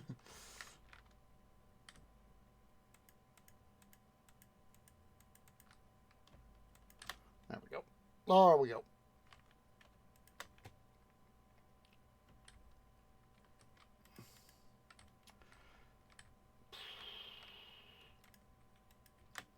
All right. So now, see how many blocks up was that I do over here on this side? 4 blocks, it looks like. 1, 2, 3, 4. Yep, 4. I'm going to take a break here shortly, guys, too. I for one, need to stand up and stretch for a bit. So let's see. 1, 2, 3, 4.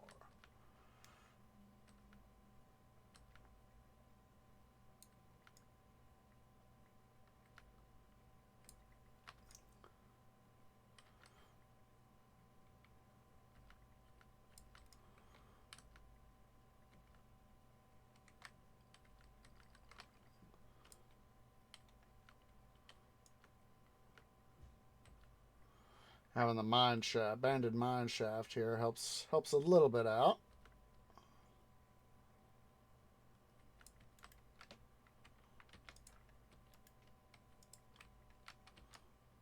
Come on. I have to fix my pick, too.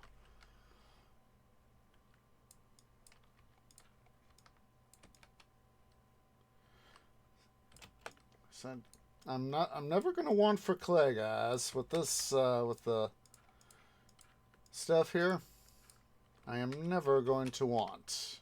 Come on.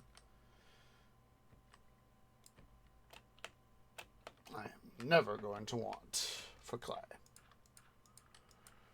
Which means the old system of having to, you know, going dredging through rivers and all that, rivers and oceans, is no longer going to be a thing.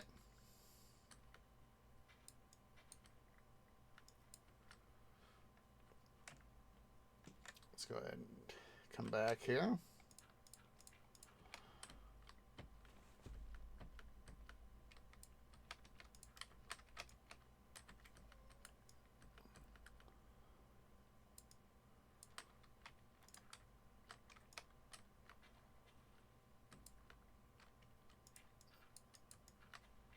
So long since I last came through here, obviously.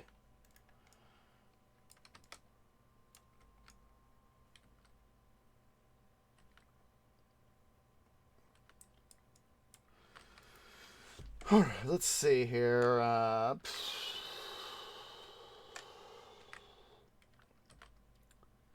See, we are at a height of 31 blocks. Why 31? Come on.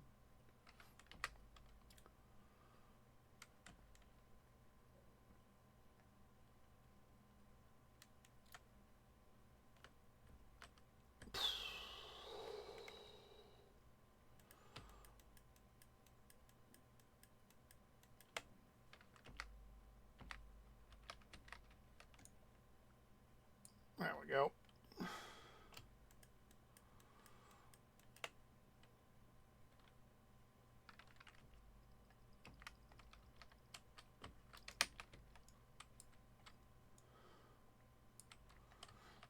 You torch right there. And there we go. Looky here.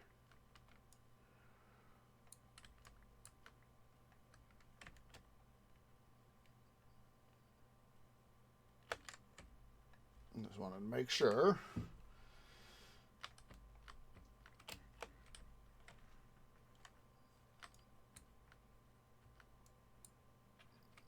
I knew that was going to happen. There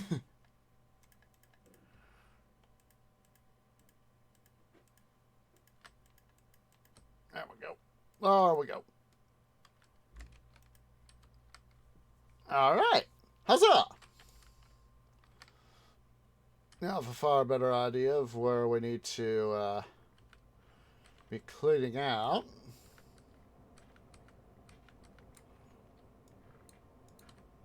We now have access on both sides, so we will begin to clear out this area where I want to do some work on the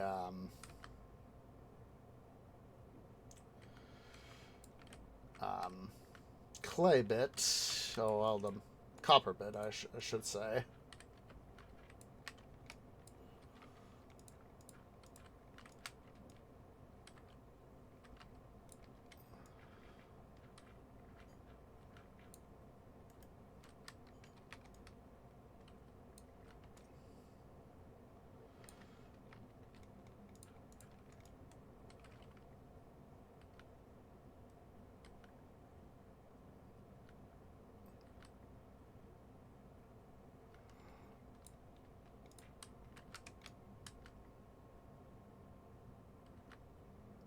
I will never want for clay again, guys. I am never gonna have to want. That's the thing I've been thinking about is gonna have to, since undoubtedly I'm gonna have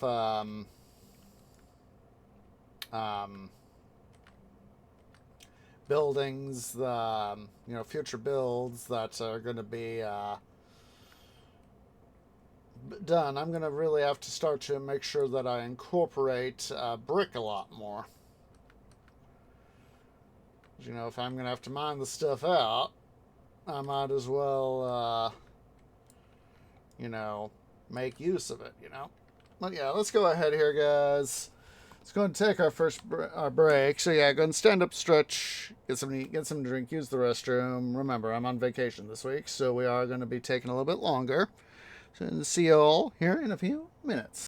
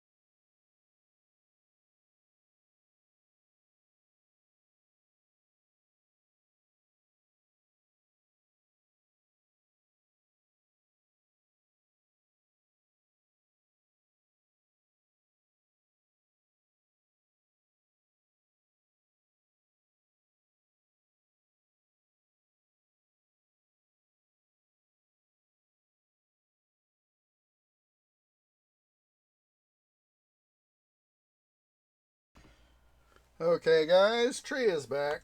Sorry, it took me an extra moment there. Had to go get a little tree snack. Tree was feeling a little hungry, so get that going. Go.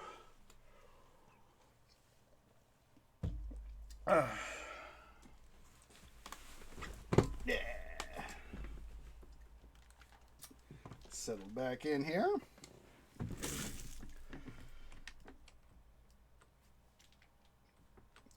Okay, we'll first focus on, let's go right about here, methinks.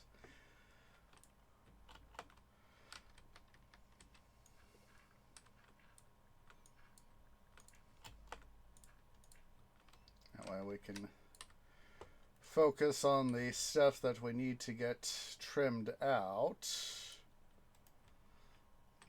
see. Oh, perfect. Well, more or less perfect. Let's go a couple blocks over, shall we? Give myself that little bit of extra buffer room. Ooh, iron.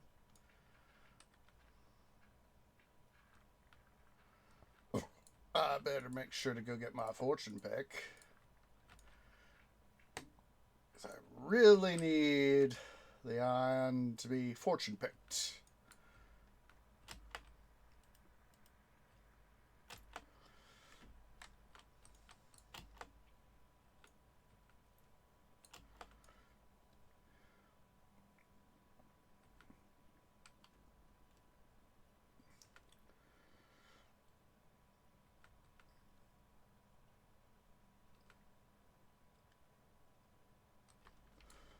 Torch there. Also need to get some torches too. Wait a minute. Oh my goodness, I'm really full up on stuff. That makes sense.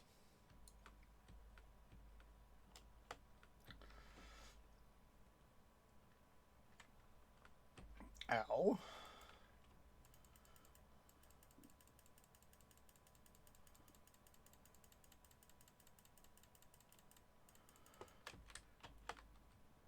Let's go clean up our garbage.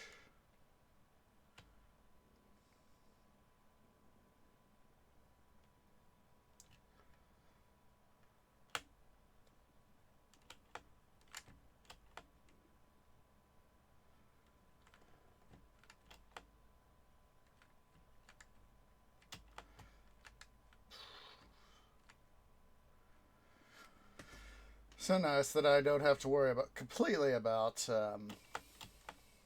tearing everything out. Out. Dub.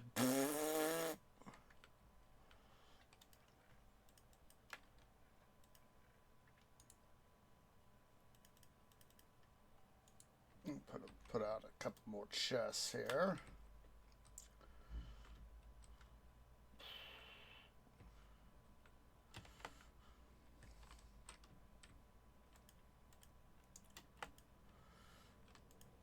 There we go.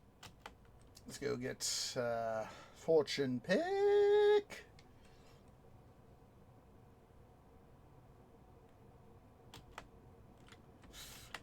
Trying to go down the way I can't get down.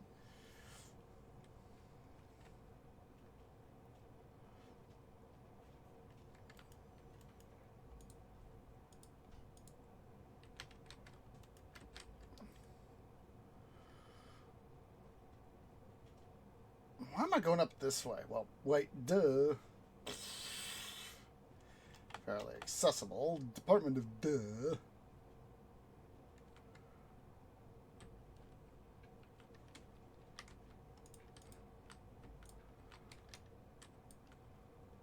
Clear out some of this junk right here.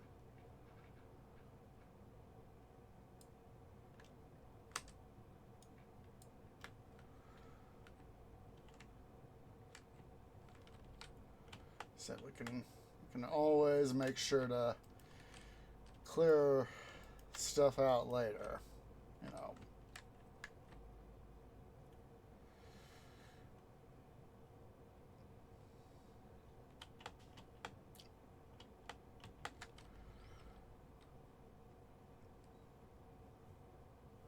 Nope.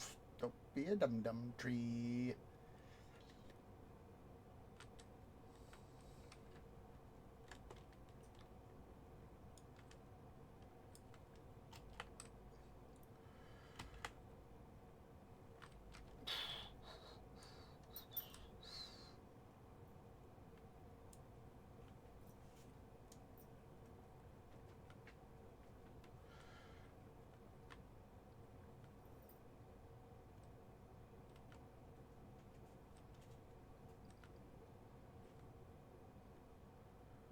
There we go.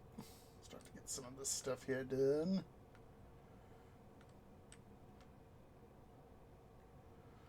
Starting to really feel like one of my smelters, guys. I just love it when, you know, you do all this resource gathering, you do all this prep work, you put stuff together, and then things, boom, start to come together.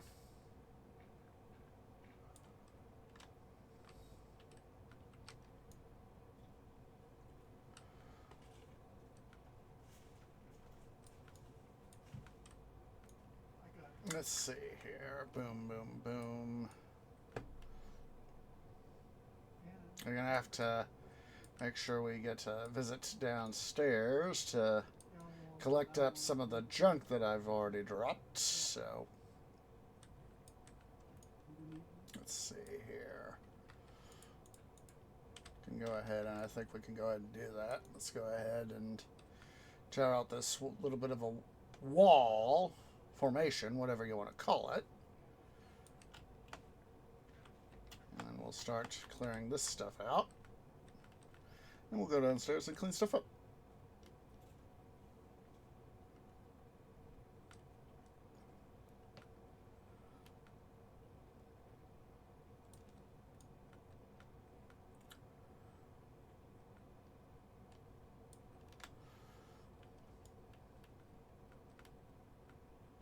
Like I said, in this case, having some of these hoppers here to help clean up some of this junk is fortuitous in a way.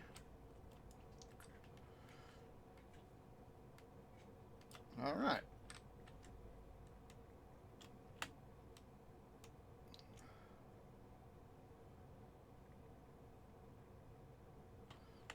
So I'm glad I don't have to worry about cleaning it all up.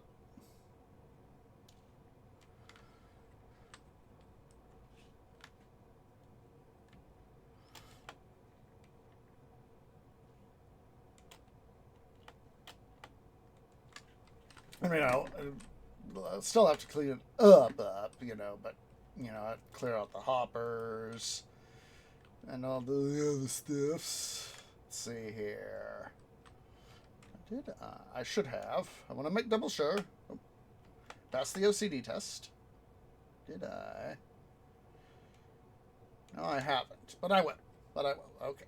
Can worry about that. That's one of these things. Worry about it later, tree. Worry about it later.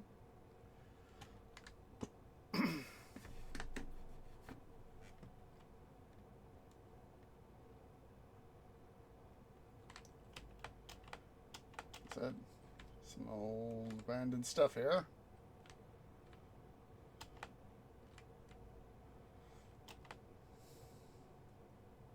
Just taking a quick gander there.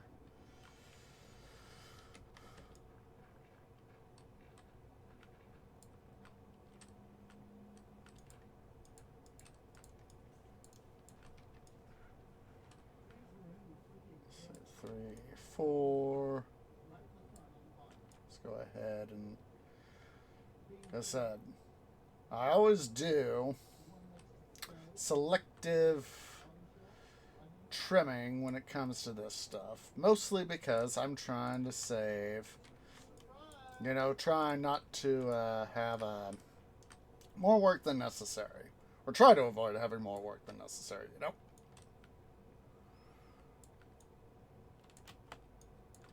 Let's see here. Whip out axe.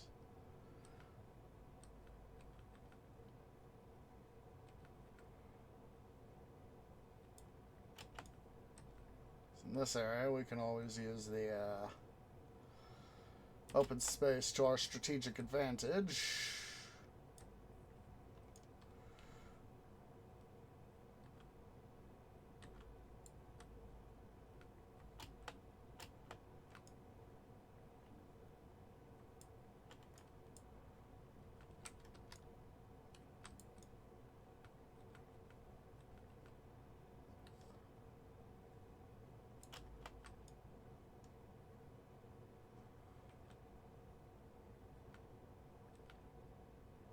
going to have to fix our pick. Also probably need to fix our shovel too. But shovel could take a little more wear and tear. Whereas the pick is definitely going to need it ASAP.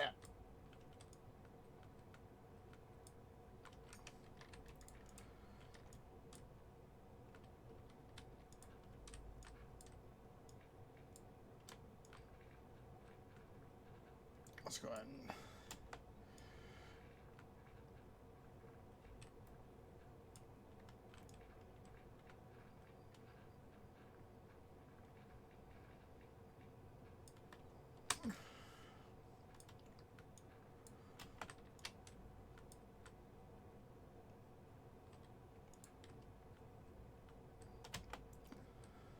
go ahead here. We can start trimming this area out.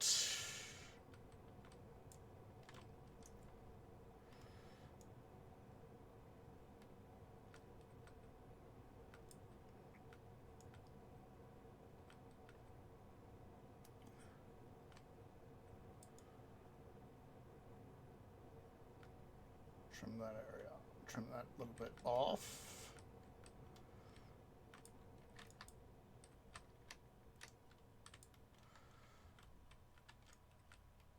We'll go, as soon as we get this little bit done, we'll go ahead and do a little bit of cleanup.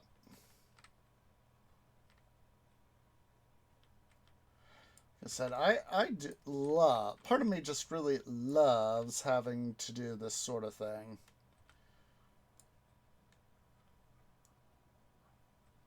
Since we have access to the other side, go ahead and trim this little, oops, make use of it.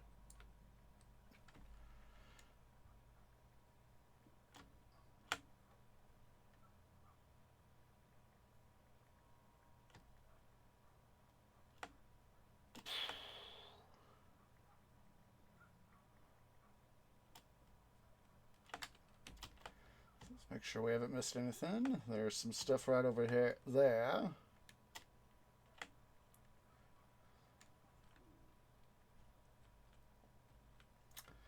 There's a game just is really stuck in my canopy right now, guys. I don't remember how I came across it off the top of my canopy, but it's a game called Maho Kenshi. It's, from what it looks like, it's a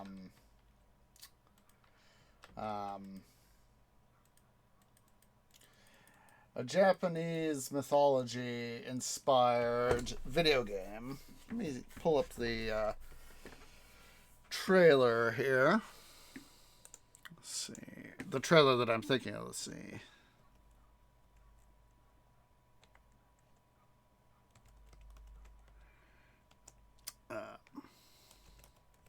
If I can find the trailer.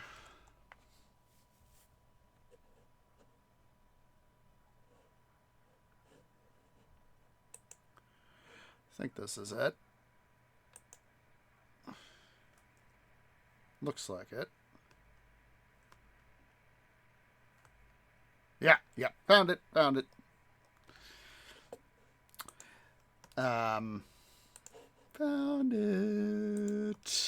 Don't remember. I think it came up in my Steam feed at some point. But basically, you take the role of one of 4 protagonists, each specializing in a different stratagem, of tactical stratagem. You know, using magic and attacks and yada yada yada to execute their gameplay. And you use cards as part of your stratagem to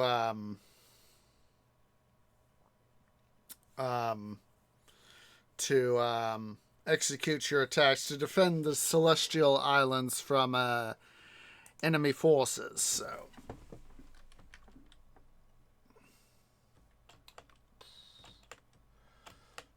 I keep hearing the water of the white pills. I was like, why do I keep hearing water? Oh wait, that's right. Duh.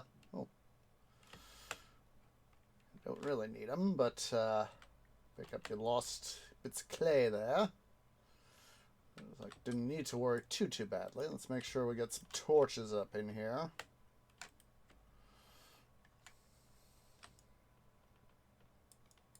Oops, almost done goof there, guys.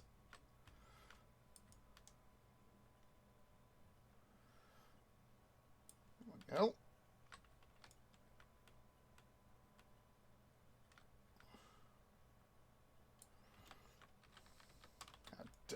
Okay, we need to go back downstairs as soon as we can to fix our pickaxe here.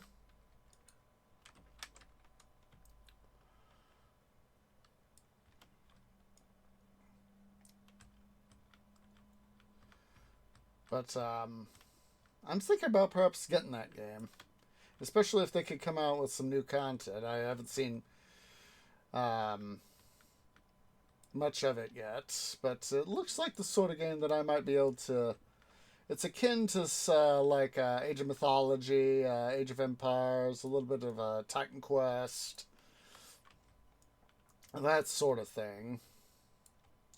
And I'm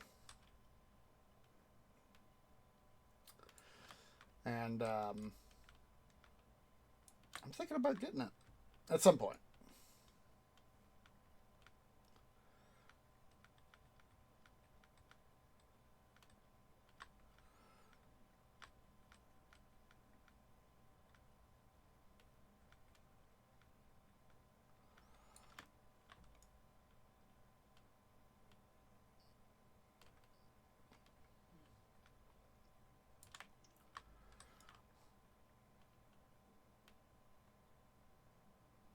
Definitely got to get this pick fixed.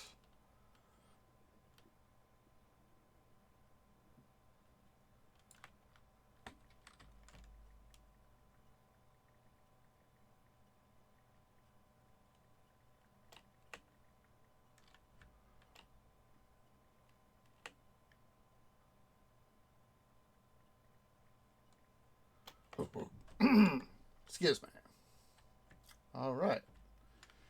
So, let's see. Let's go and make a deposit, and then we'll also sort out our stuff, some of our stuff here.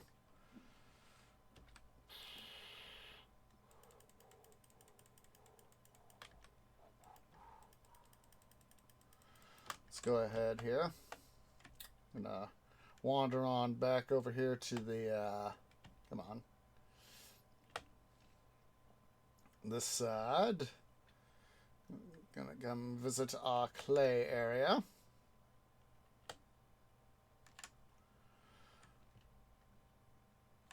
Come on. Come on. There we go.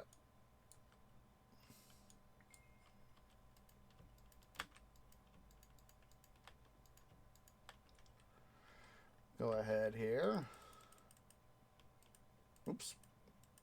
The multi-oopsie poopsies.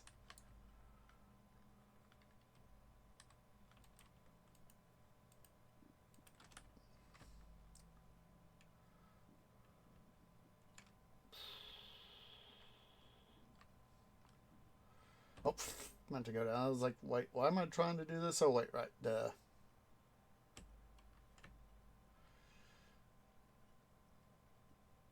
Need to come over here. Duh. There we go.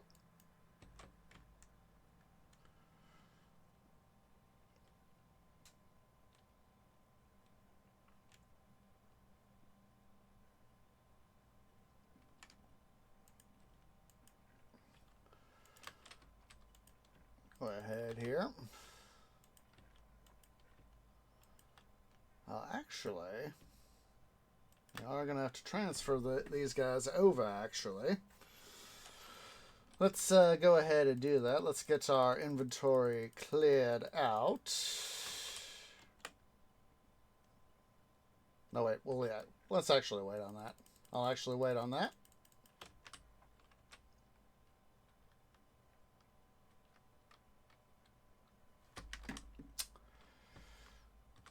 I will have to move that stuff over eventually.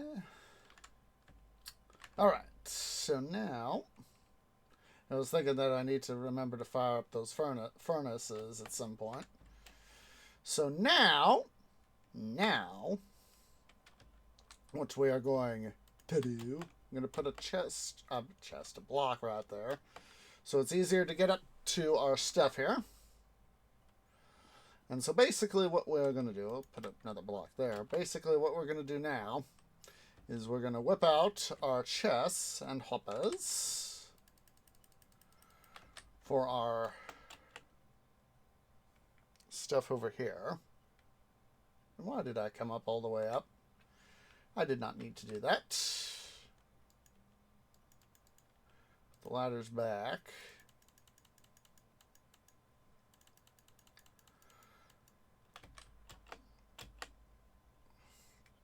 We can now worry about getting our copper into the system. Well, our copper part. Look at that. Forgot a block. Well, at least I picked it up. Huzzah.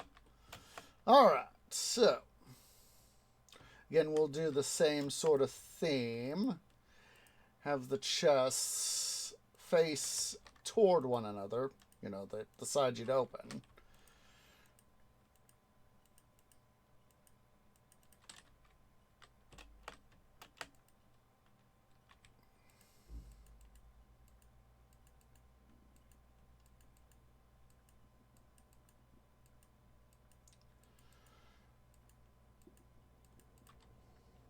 We can now start to deploy our hoppers.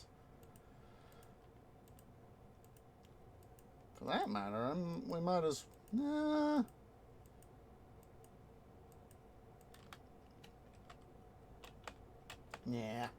I was starting to think that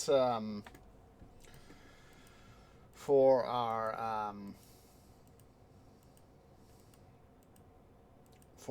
other guys, that we could do them all up like this, you know, like the clay and the copper, and everybody could be the same height. But then I thought, yeah, we'll just save the resources on the gold and iron and sand, netherrack, and food. So, but we'll still do a full thingamabob over here for armor and tools, metal armor and tools, so as that we can have that high capacity. So the prototype is never meant to be the final design. I said I'm not quite like Mumbo Jumbo, you know. I do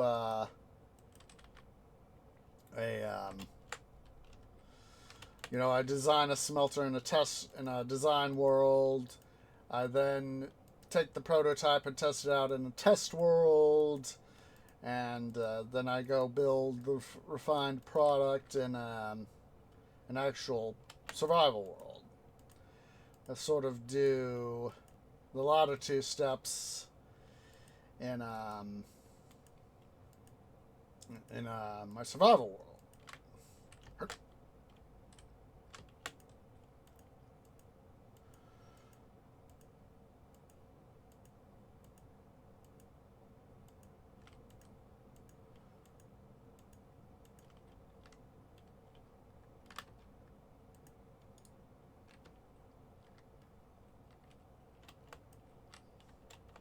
There we go.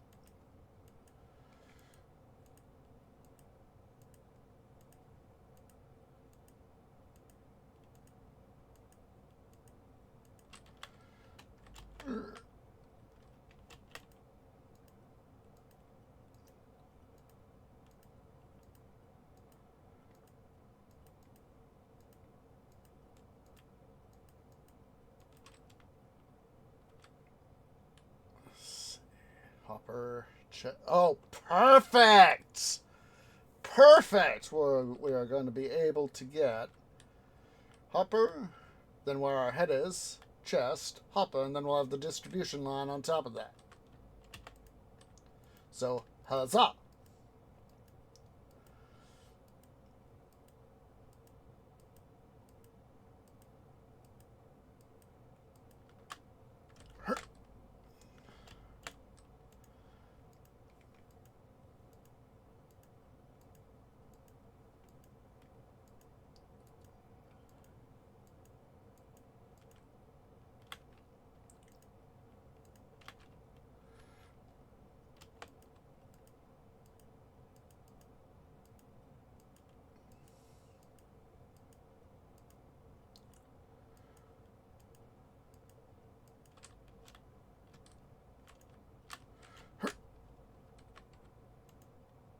It's always so fun having to, you know, do this little leap across to get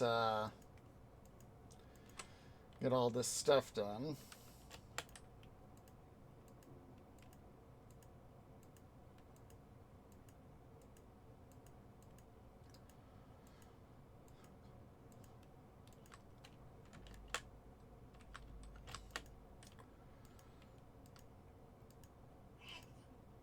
So nice to have the smelter really starting to rise now, guys. Alright, let's get stuff here out of the way.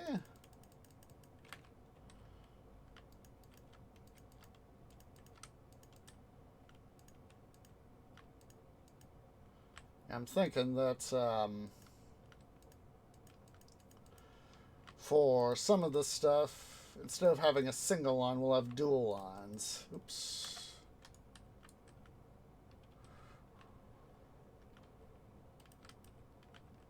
Some of the stuff can be justified in single lines. Other stuff, it'll be easier to justify the double lines.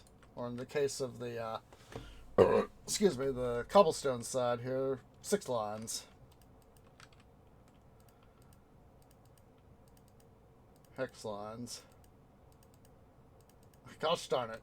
I'm now thinking about CGP Gray's hexagons are the bestigons. Gosh darn it. Why did I have to have that pop into my canopy? Ugh. Let me get the link if anybody's curious. Let's see. And there it is in my history here on my laptop.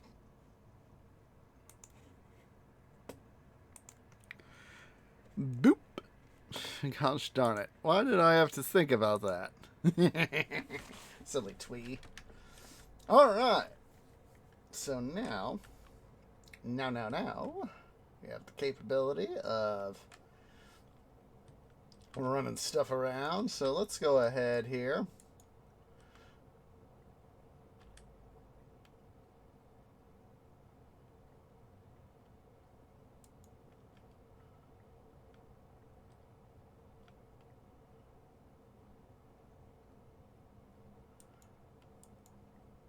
Go ahead and clear some of this stuff out. I think we'll do. Let's go ahead here. Oops. Go. Let's clean up this mess before I have things despawn. I should have just enough space to be able to put in a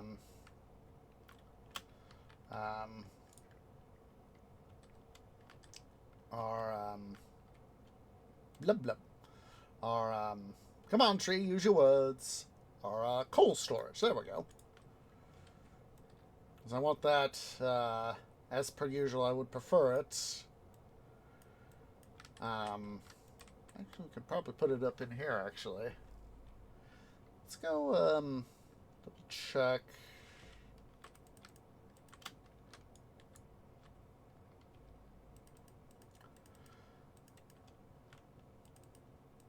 As I remember, other designs we have it essentially sitting right there over what would be the middle of the smelter.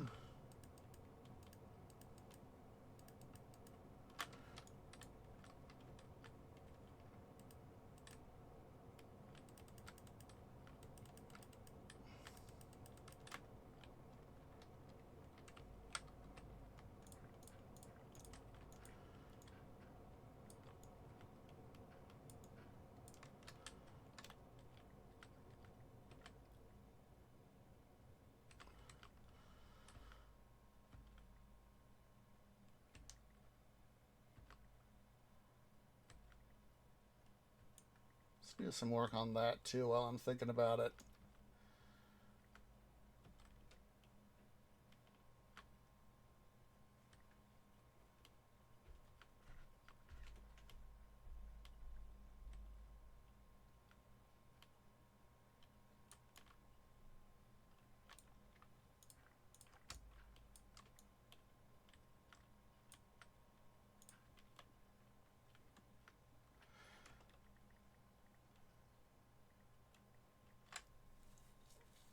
should be able to fit it in. Let's go ahead. We'll quickly tear this little bit here out.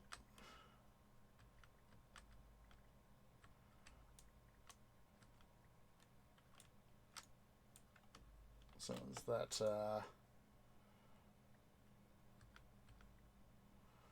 have it out of the way at least.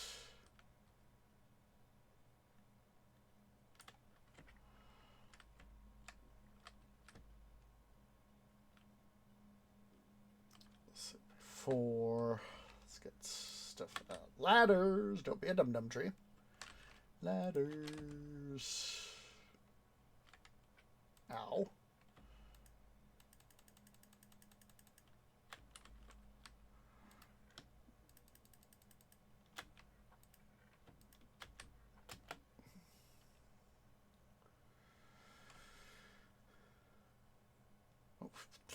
Dum-dum. Didn't need to go all the way up. Let's see. 1, 2, 3, 4.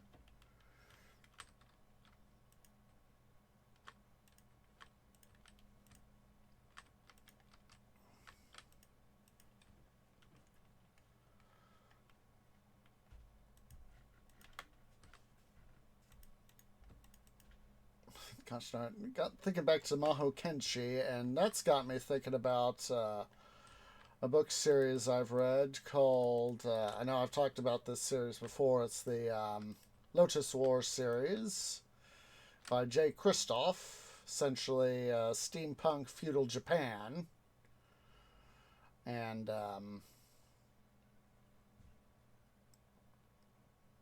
oops, well, yeah, steampunk feudal Japan, and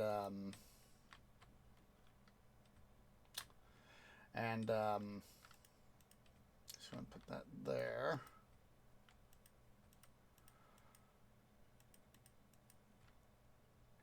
And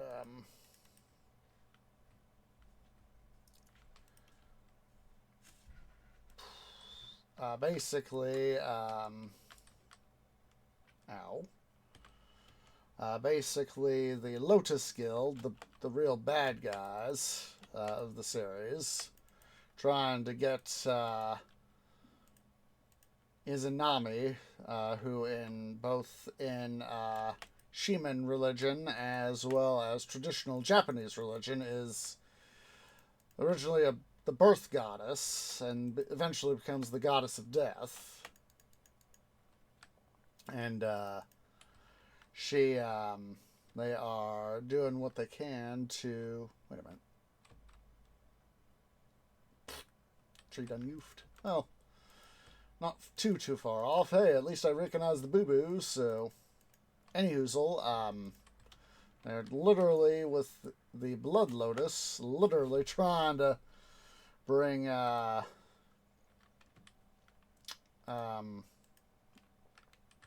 bring her back to the world. So, of course, there's all the drama of Yukiko, who is the series protagonist, and how she, being as powerful as she is in her own way, she is a member of House Kitsune. She is referred to as Kitsune Yukiko, being not being the traditional Japanese methodology of surname given name, or in this case, because she is a member of House Kitsune, she is referred to by her surname first, of course, and then is of course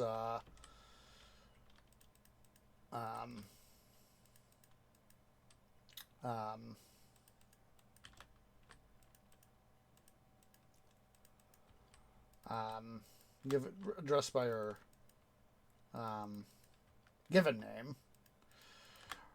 Depending on the kanji used, and I've seen this referred to both in talks about the series as well as the series itself is that the kanji of her name is meant to be rare child. Yuki, meaning in this case the kanji for Yuki is rare. Ko, meaning child. Let's see, dude. I need to go fire up some more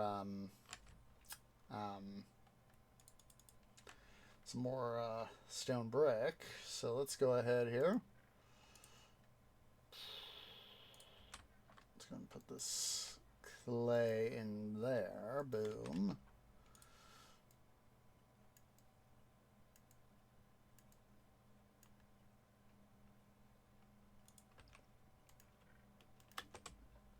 So yeah, she is literally addressed as Kitsune Yukiko.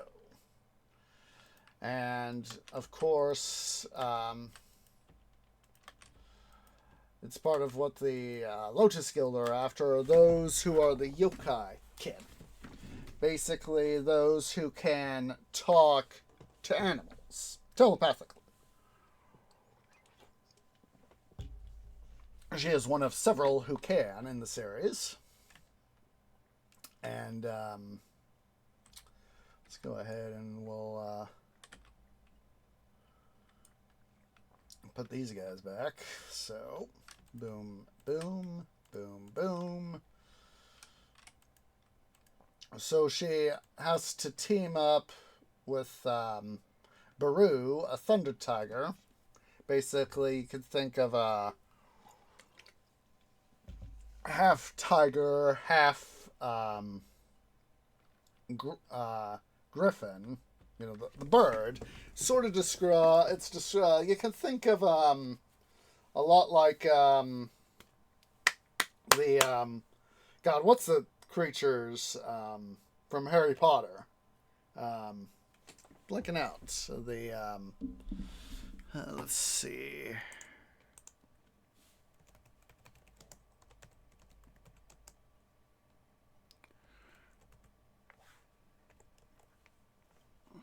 Hippogriffs, that's what I was thinking of. Hippogriffs. You can sort of... They're the griffs. But instead of it being, you know, more of a... instead of having it be a horse, have it be a tiger.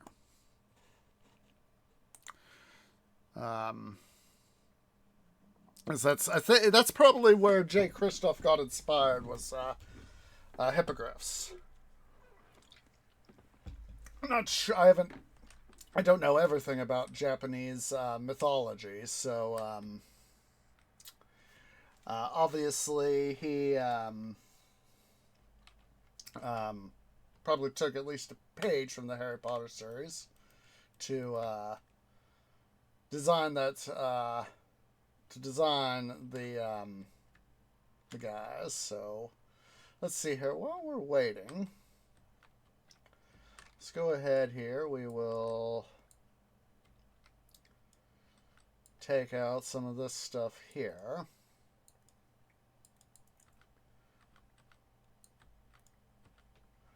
I do need some more stone brick before we continue on. But anyway,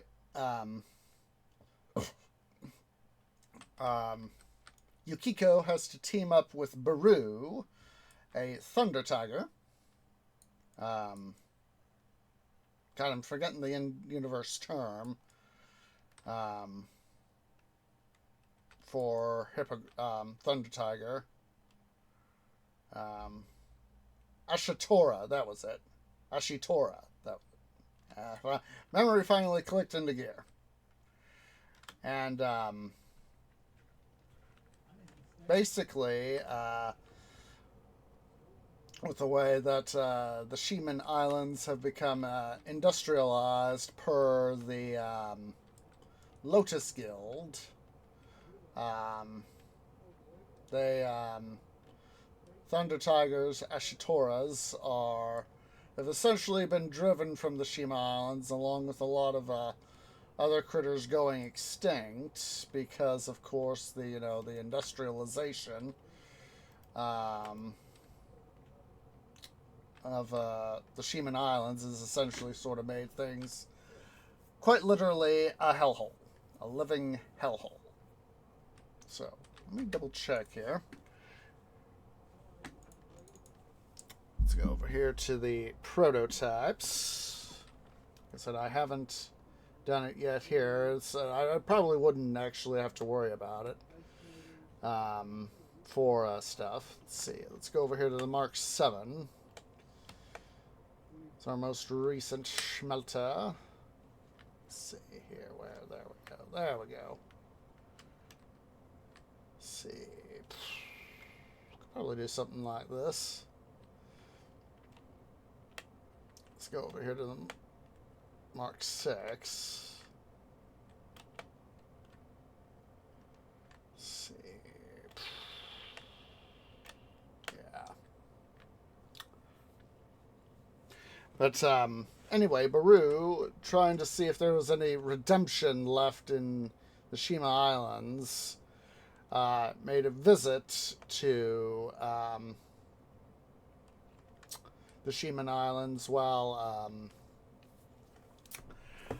Yukiko and her father Masuru. I don't fully remember his name, but she and her father, the Huntsmaster,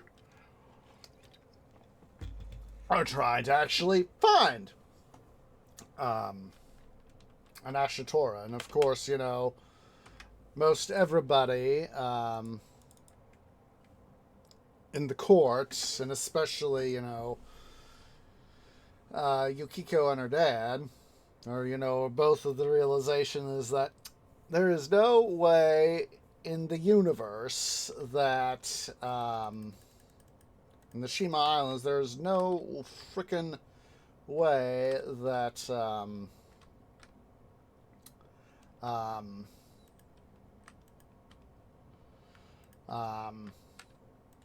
there is an Ashitora left in the Shima Islands because, of course, all the pollution and all that. Let's see here. And so, it's depending on one's point of view, either good fortune or ill luck that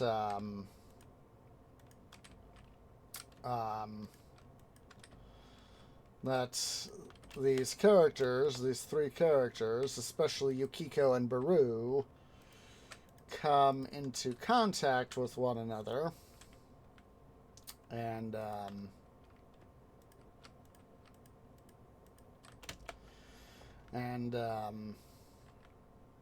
essentially Yukiko and Baru are more or less forced to take action to stop the guild from. They eventually discover, they're going to wake Izanami from her sleep to essentially do her stuff. And so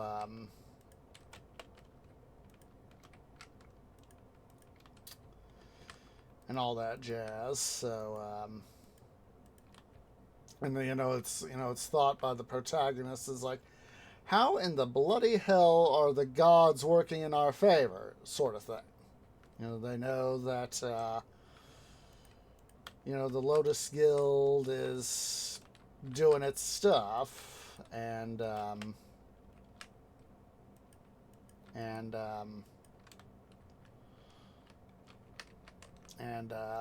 don't think, it's, the only way that things are going to change. There's always talk, they're at war with the Gaijin, a sort of a Nordic, an Eastern European with some Nordic flavor to him, who are are at war with, because it's a case of they are, there's no good critters left aside from essentially human sacrifice, and they're obviously not going to try to do their own people without raising questions, and and so the Lotus Guild is using the Gaijin as essentially as the way to fertilize the lotus fields, because the blood lotus is more or less described as um, a wonder crop in a way. It is able to be used as a let's see here. Let's go ahead. We should be able to. Oh wait, that's right. We need more stone brick. Department of Duh. Yeah, the blood lotus is used for many things. They're able to use it for tea, to smoke, health stuff, yada yada yada. Should hopefully be enough capacity. Yeah, I think that'll be enough capacity. We can always add more levels if need be.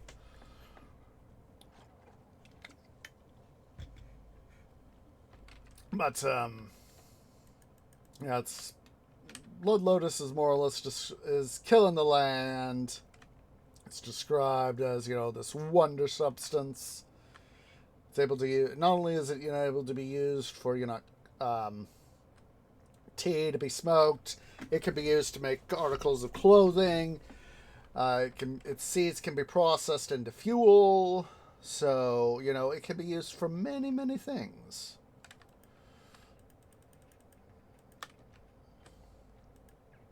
Let's see how many.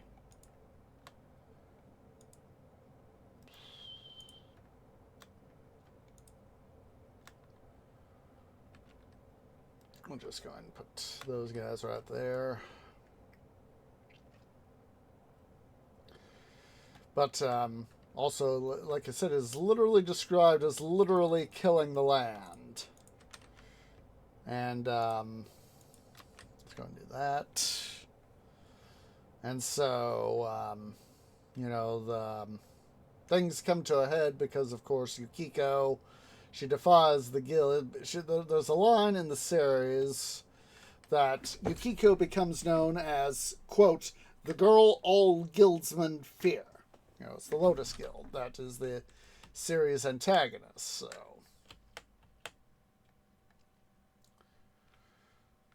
So yeah, she's very much described as,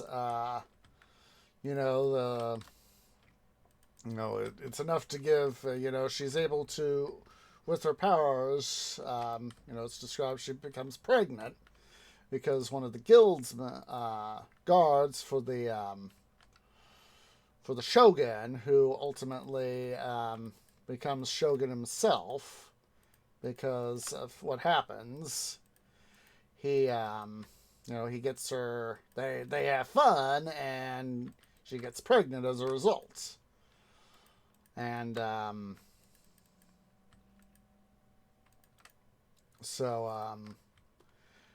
she her powers are amplified by her pregnancy, and she can literally. It's described as with just a glance, a glare, she can literally turn.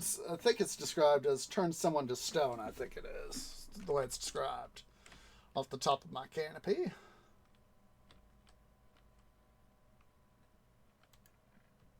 Let's see here,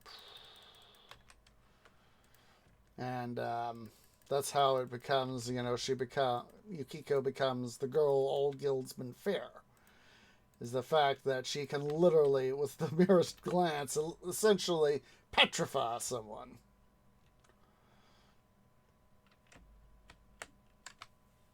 Okay, let's go ahead here. we're going to go ahead and we'll do a 3-block wide thing here.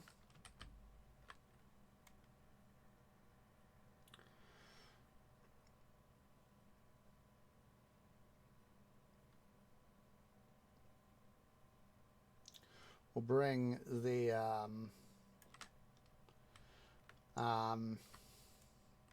these guys here, we'll bring them up to this level. That way we can still have the access we're going to need. Let's go ahead and we'll see how that works. But yeah, Yukiko becomes, you know, one of these characters who she, you know, she wishes she do. Part of her really wishes, you know, she could just live a fairly normal life, not be, you know, the savior of the country sort of thing. There's this. Let's see. I've seen it. Let's see. I think it's on DeviantArt.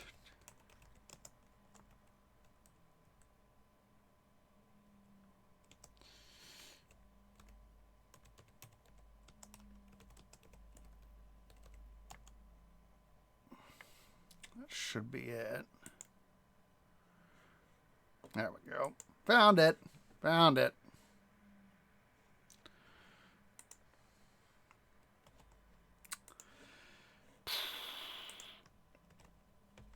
Now, there is the link to the DeviantArt page. So that's Baru there in the background, Yukiko with her katana in the foreground, and you can sort of see, you know, it's like the Shiman Islands are described as being under this perpetual red haze.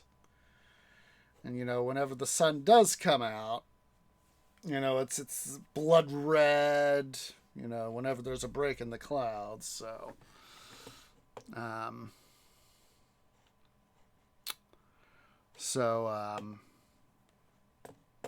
yeah, it's, and,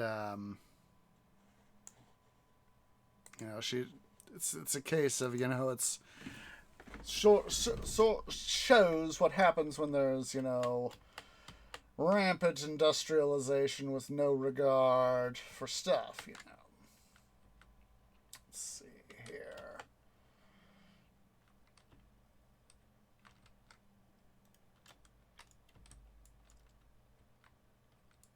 Let's go ahead and clear this side here out.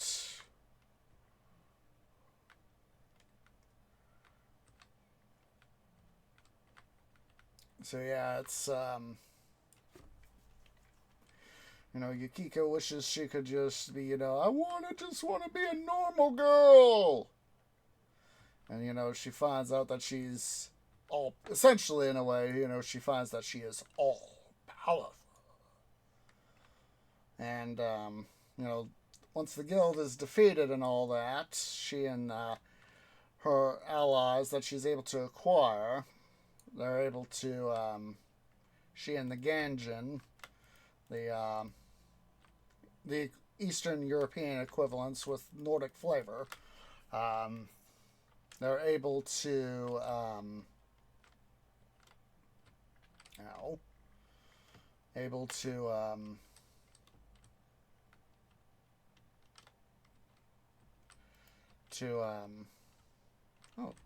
it's fuel distribution. I was like, what in the heck is that supposed to be? And I was like, oh, that's fuel distribution, Department of Duh.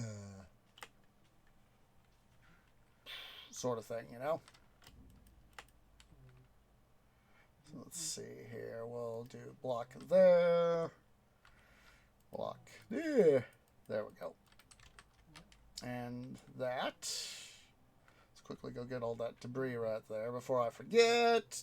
Don't be a dum-dum tree. There we go. There we go.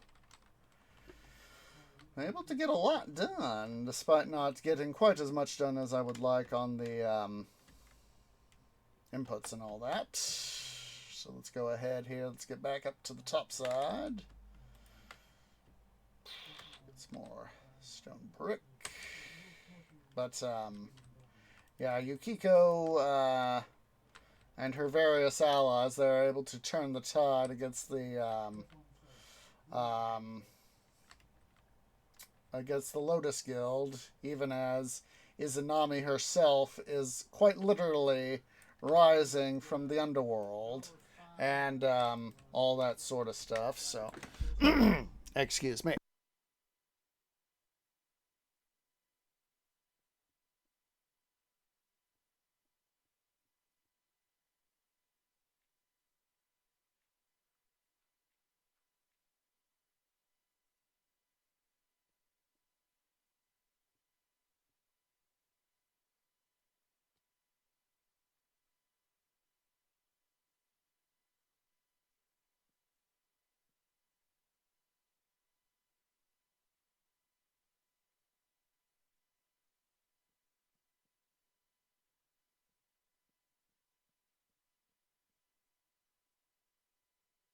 Right, there we go. Finally got our...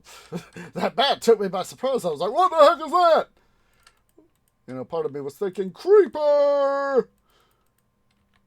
Oops.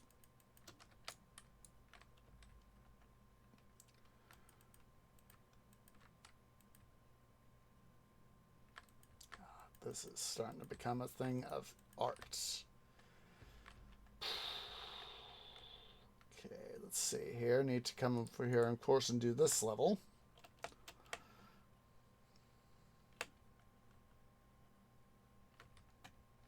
I'll go ahead and do this part here first.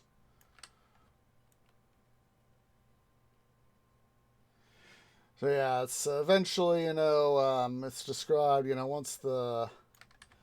It's actually one of the protagonists. You're not sure about him for a time, you know. Character of Kin. He's a guildsman who, an artificer. Basically, he designs and builds and maintains equipment for the guild, and he starts yearning for freedom because, you know, he was essentially born into the guild. Of course, not of his own accord, you know. And he has, in the series, he has this, he has each guild's person, because there are female guild members. They have this, each have their own vision of their what will be. Basically, they get subjected to very high amounts of lotus vapor. You know, it gets processed up, you know, ground up. The seeds get ground up, but they get processed up into the chi version of the gaseous slant liquid version of blood lotus. And they receive their vision of what will be. Basically, what will be the future for that. You know, their place in the guild. And, oh, there's an oxodal right there. Hello, Mr. Oxodal, I see ya. Let's see here. I'm just going to block up this water source block right here. Boom. See, with some of the water going around, you know, I figured, you know, in this area out here, you know, just let water be what it will be. Yeesh. And try to get, you know, all this. Oh, there's a pink oxodal right there. Let's get you back in the water. But yeah, he receives his vision, his what will be. He becomes the leader of the guild, what is in universe called First Bloom. And let's see here. Let's go ahead and we'll work our way over here. Let's see, let's first make a deposit. Let's first make a deposit. We'll do that. That way I don't have to worry about hopping over.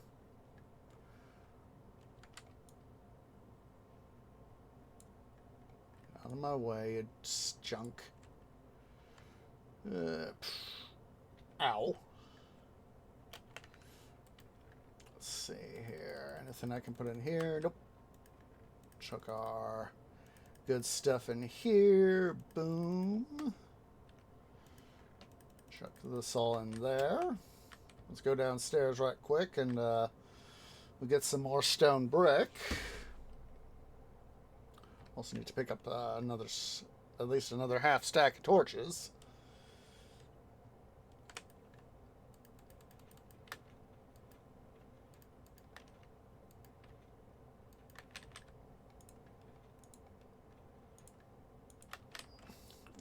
Wander over here to this end of the smelter here.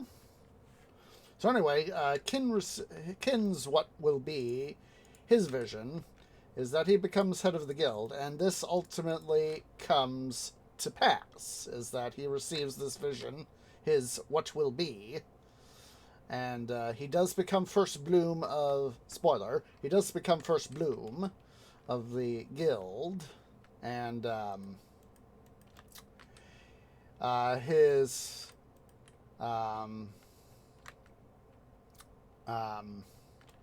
his first and only action as first bloom was to disband the guild because he had come to realize, due to his adventures with Yukiko and all this, is that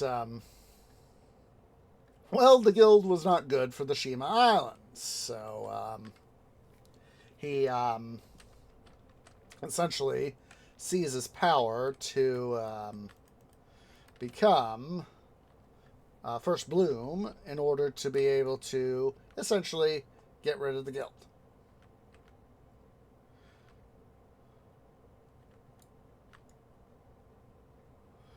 And so his role is essentially fulfilled.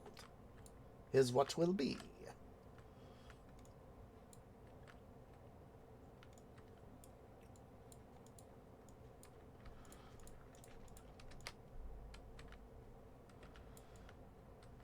Let's go ahead here and get all this junk out of the way.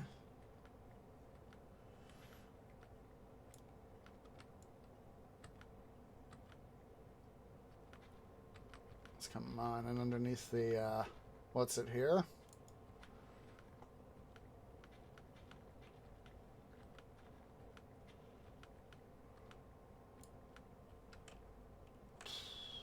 Yep, just making sure I'm in alignment with where I want to be.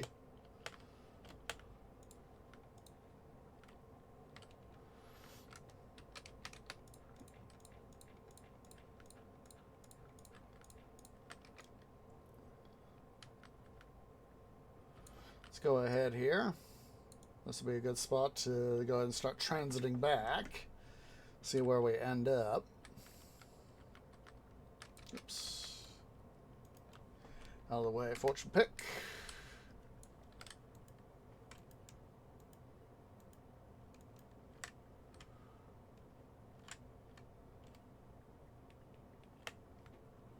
I know I'm going to have to get stuff moved over, so come here, you. Thank you.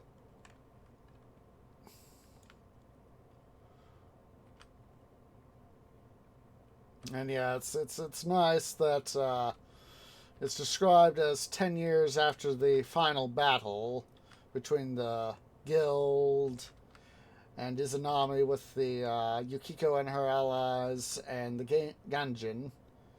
Ganjin, as I remember, basically translates as foreigner in both Shiman and Japanese. You know, there's obviously some difference between Shima, the Shiman Islands and Japan, but obviously Jay Kristoff, you know, used oh, hello. Perfect. Well, more or less perfect.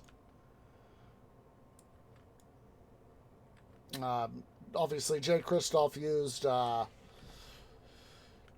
Japanese history, some mythology, a large part of the mythology, and some of the historical material of Japan as a template to be able to forge his own story. And so yeah, it's the saying, if it ain't broke, don't fix it. And I think he wrote a very good. It's very much a coming of age story for Yukiko because she's described as, I think she's like about 15 in the series. But in many ways, 14 or 15, something like that. But she is forced to make decisions as if she were an adult. And, 10 years later, when she's about 25, she's having to be helped by her two kin. She becomes pregnant with twins. And,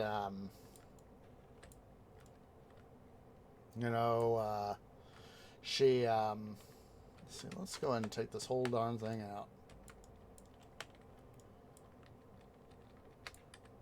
Not the first time I've seen you there, piece of dirt. But, she's described as having, because her blood can essentially restore the land. And that's why the Lotus Guild is hunting people like her, is because the yokai kin, because they can essentially restore the land. And that's not good for the guild with their agenda. So, she spent, after the, the last number of years restoring the Shemin Islands.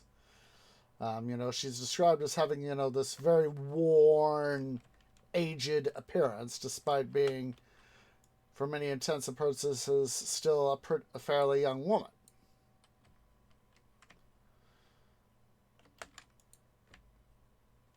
And,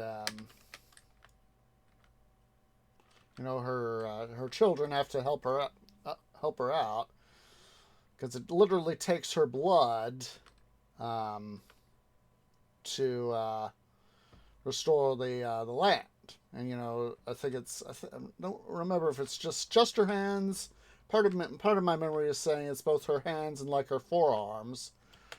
She's it's described as being scores upon scores of cuts.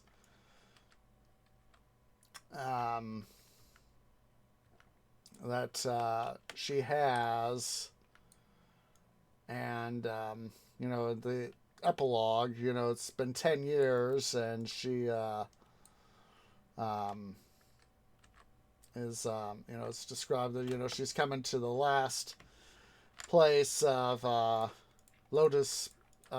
Lotus corrupted land, for the final essentially the final cleansing ceremony, essentially, is what she is coming to perform the final cleansing ceremony.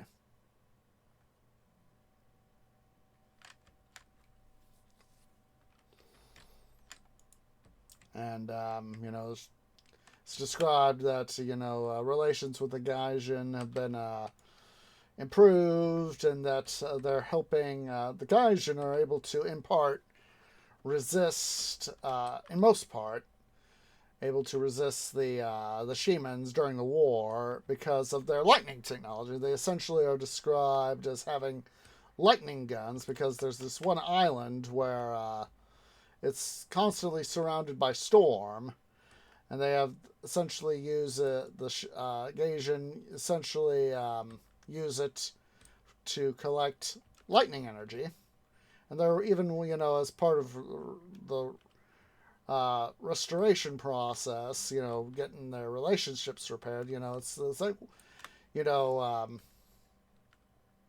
getting the they share their lightning technology.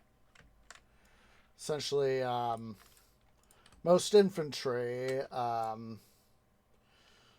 are equipped with a lightning gun, and officers, and especially those of the noble houses like Captain Alexander, are described essentially as having a backpack charged version of Mjolnir. And he's Captain Alexander is described as being the uncle of one of the series regulars, Hana and Yoshi.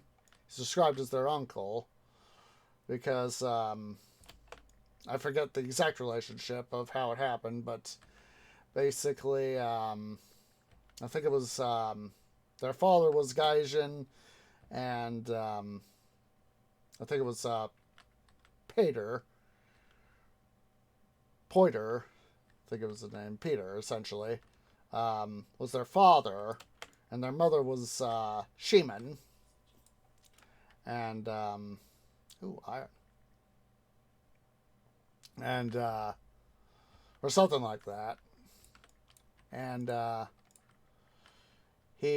Captain Alexander is able to, being a member of the Gaijin, one of the Gaijin noble families, is essentially able to help guide the military expedition that is going to put those damn Shemans in their place.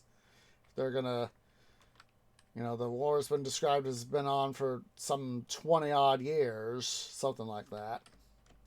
And basically, the Gaijin are pretty much very tired of having to be the Sheeman's puppets, not puppets, punching bag, there we go, that's what I meant to say, punching bag, and, basically they are trying to, stop further bad from happening to their people.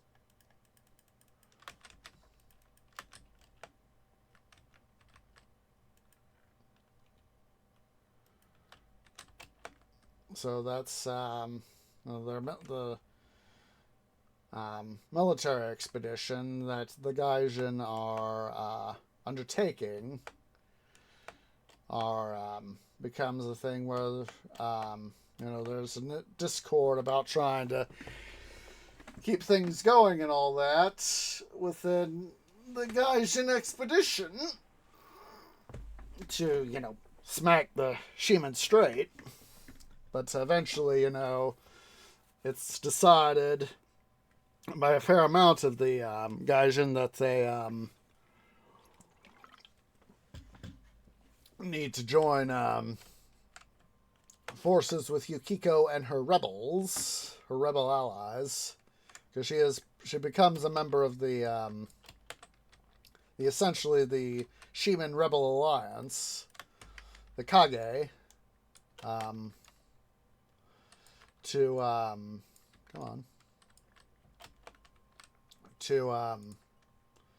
get the guild taken care of, sort of thing.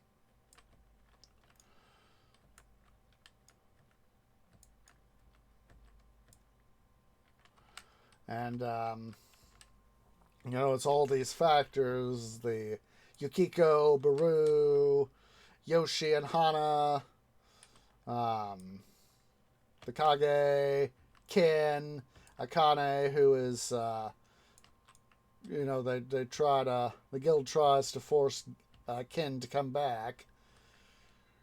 But of course, they send Akane to help get him back. But of course, both Ken and Akane, once having breathed fresh air, the air of freedom, they're like, no, we've come to realize what's happened.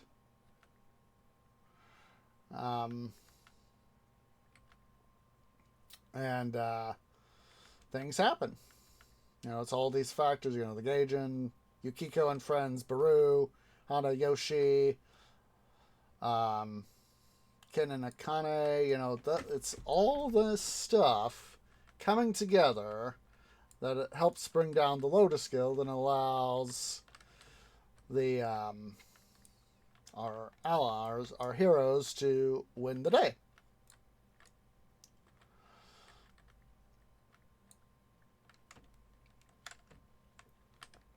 Let's see here.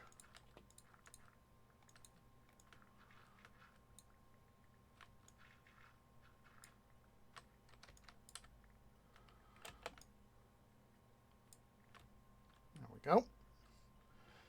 Let's go ahead here. We'll come over here to the other... Oh, oopsie poopsies. Let's come over here to the other side. And we'll...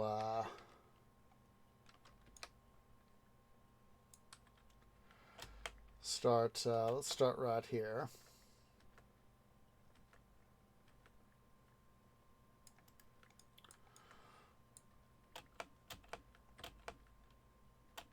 We get this guy right here.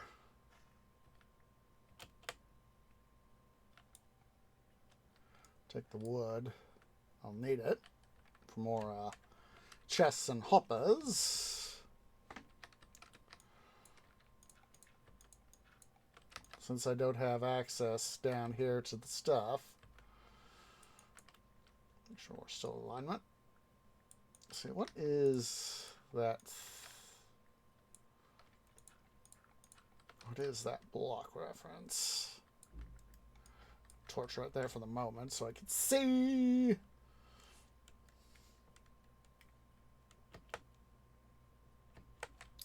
Come up to 0. All right.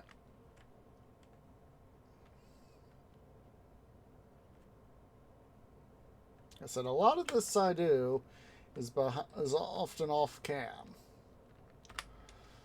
So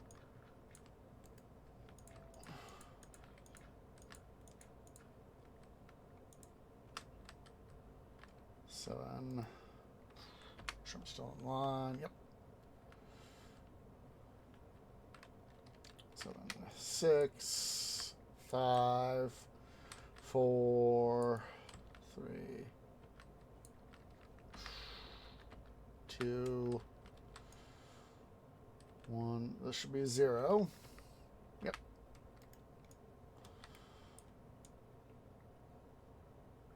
Let's go ahead here. We'll start to clear this out. More iron! Iron! Gimme, gimme, gimme!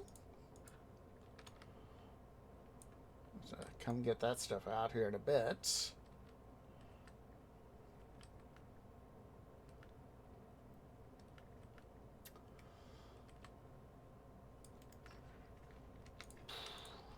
get that.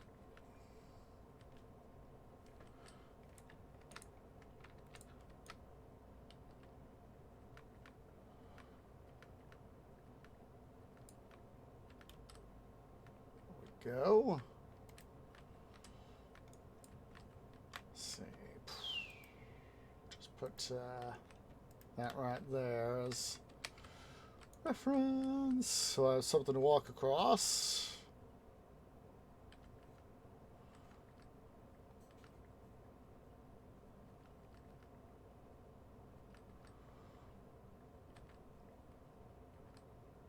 There we go. Huzzah. Made it through.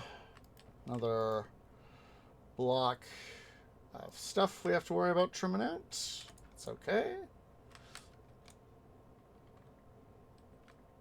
Let's go ahead here. We'll trim this part out.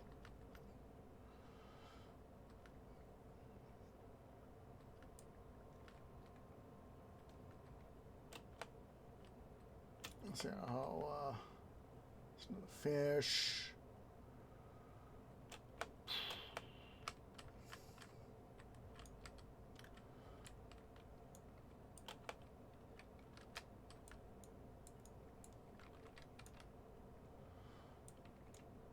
Come on. Want to Come on, I need my precious irons. Oops.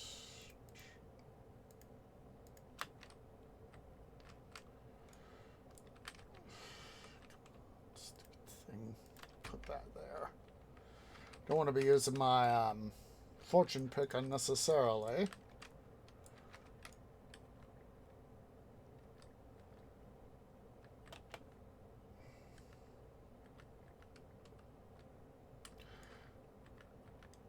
I'm thinking about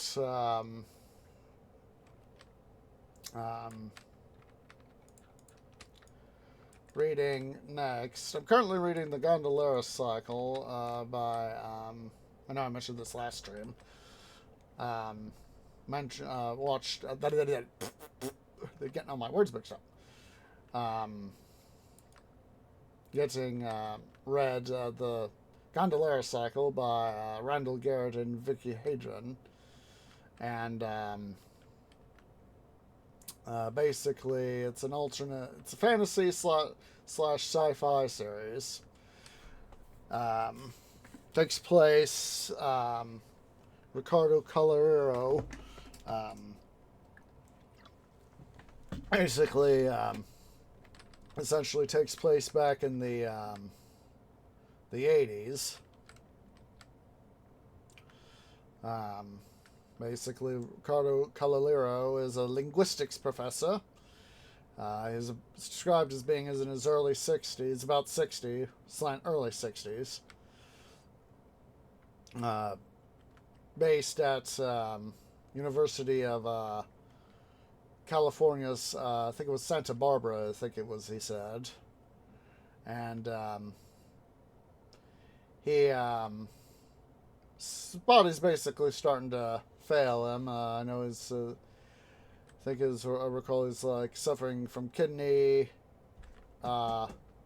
distress and all that. So, just a sec, guys.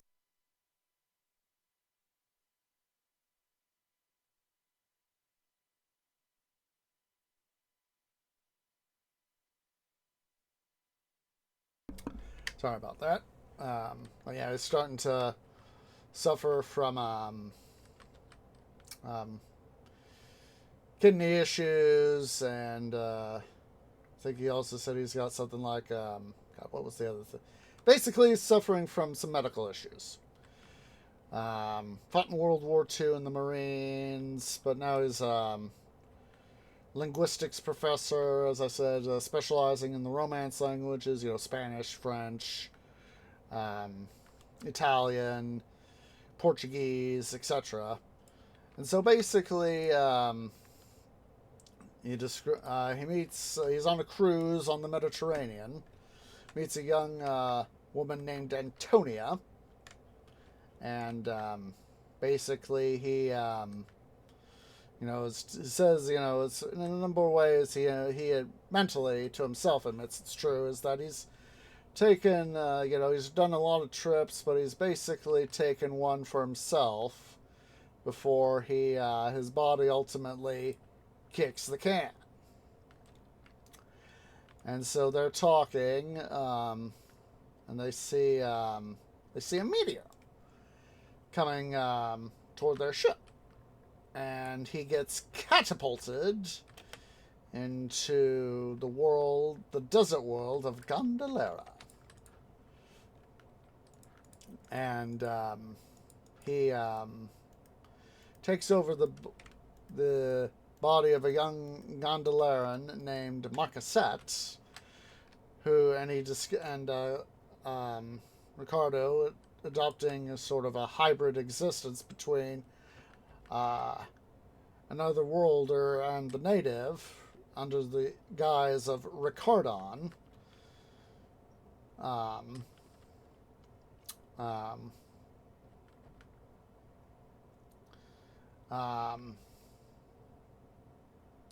Starts to clear his name, that of Marcoset and slash Ricardon, and Thanaset, Marcoset's father, because Marcoset, who was a compulsive gambler and swordsman, Oh boy, we are full up.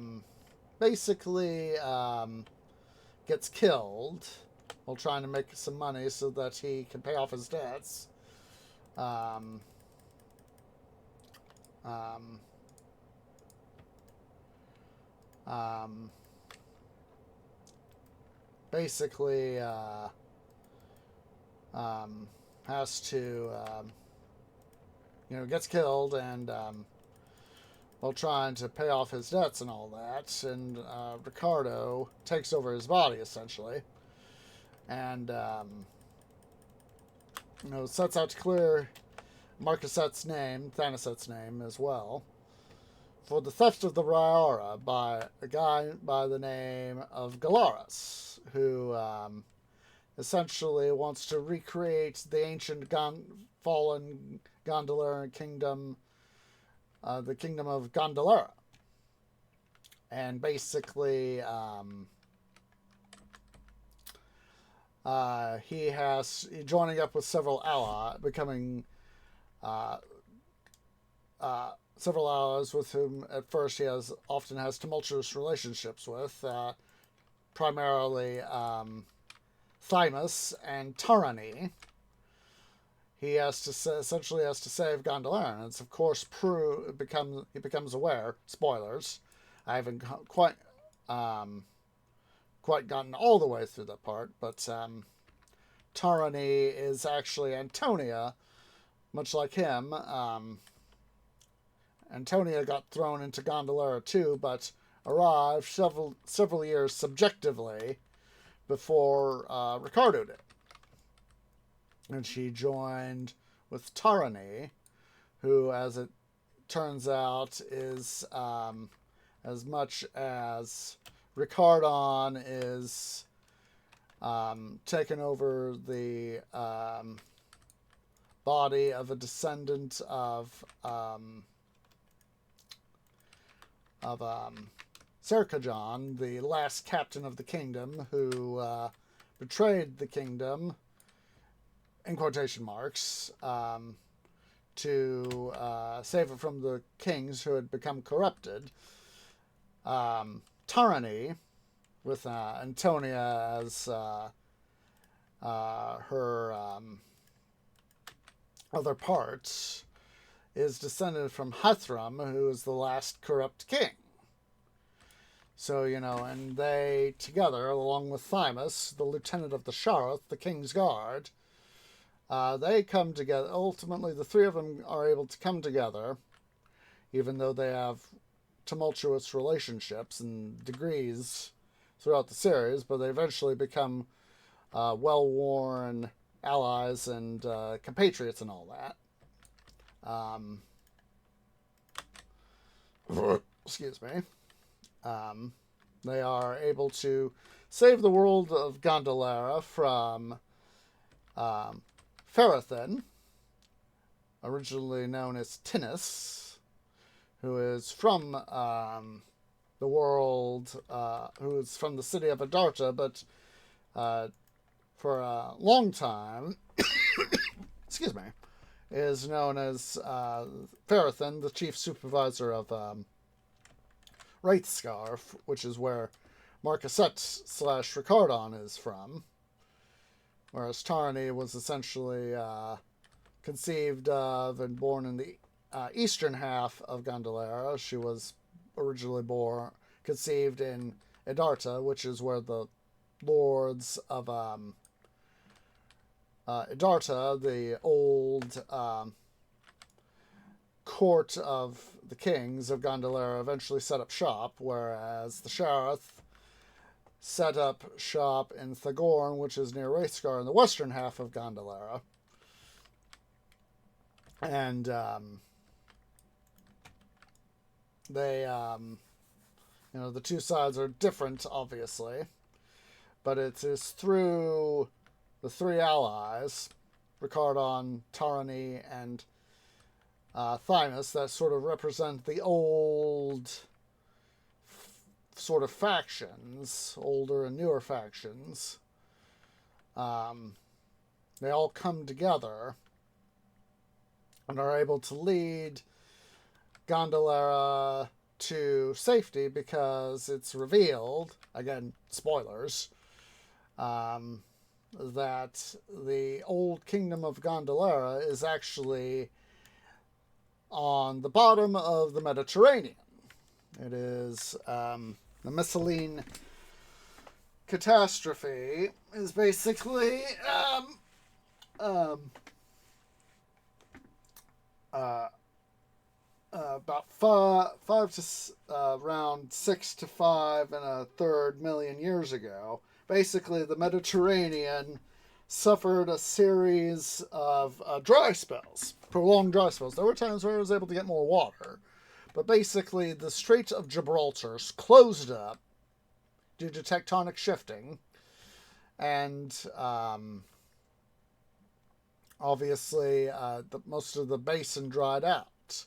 So the authors did take a little bit of liberty describing as, as being somewhat habitable, but it's believed that it would actually be completely uninhabitable if you were to be on what would be the bottom of the Mediterranean because of the way deserts work and all that. It is described as, Gondolera is described as huge salt flats with some habitable areas where water comes down.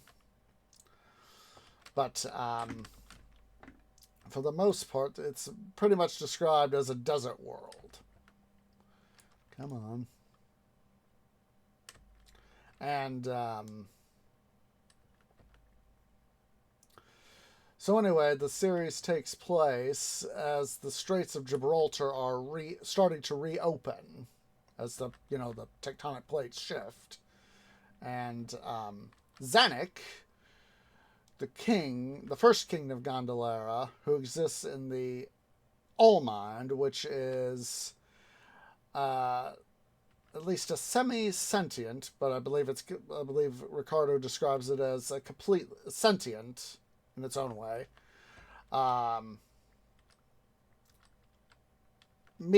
Device. I'm trying to figure out the best word to describe it.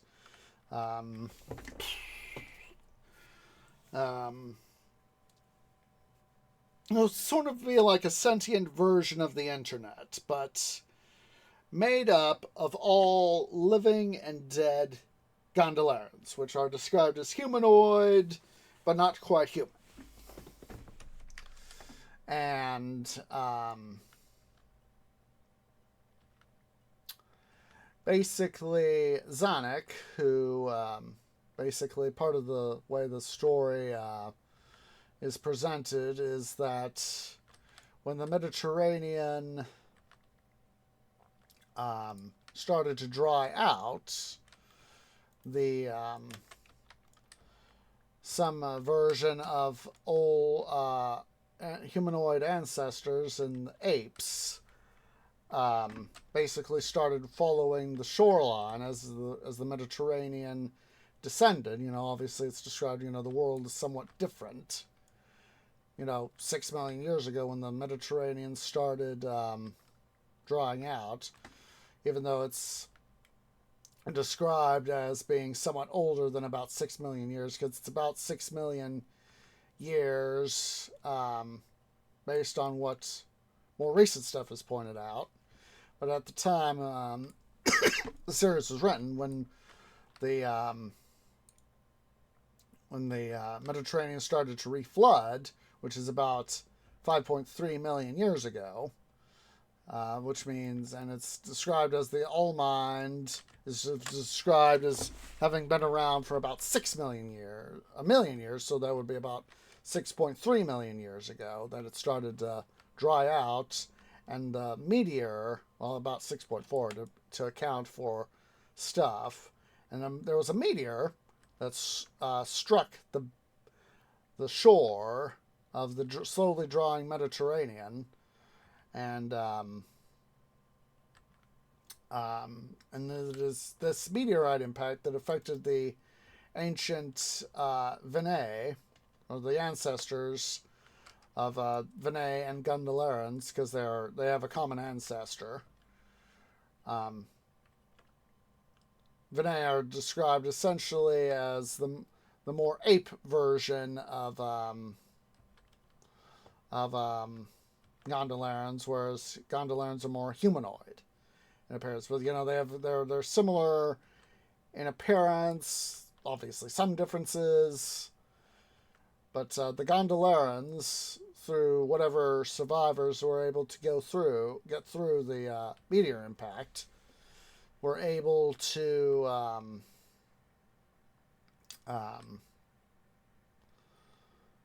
go through and survive with the All Mind. And of course, they were able to develop a culture that eventually founded the kingdom. And, they're described as very good water savers, them and all the other critters that survive in the dried up basin. And so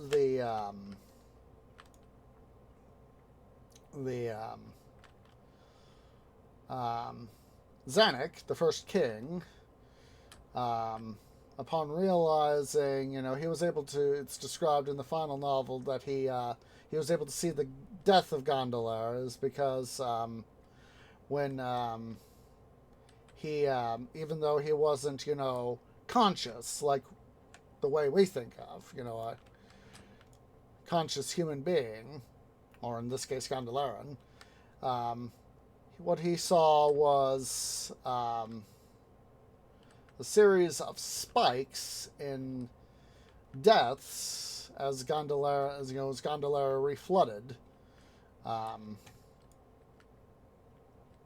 becoming the Mediterranean basin again. You saw a series of, spikes as, first the western half of the Mediterranean flooded, then the eastern, you saw a spike. A number of deaths were added. Gondolarans were added to the All Mind. Then, as the eastern part flooded, another spike and then a dwindling thereafter. So basically, he, saw the death of Gondola, and he wanted to, knowing that he could not, pull an Emperor Palpatine and come back. He could, but, not physically. He didn't understand everything, so, he kind of wished for anybody that could,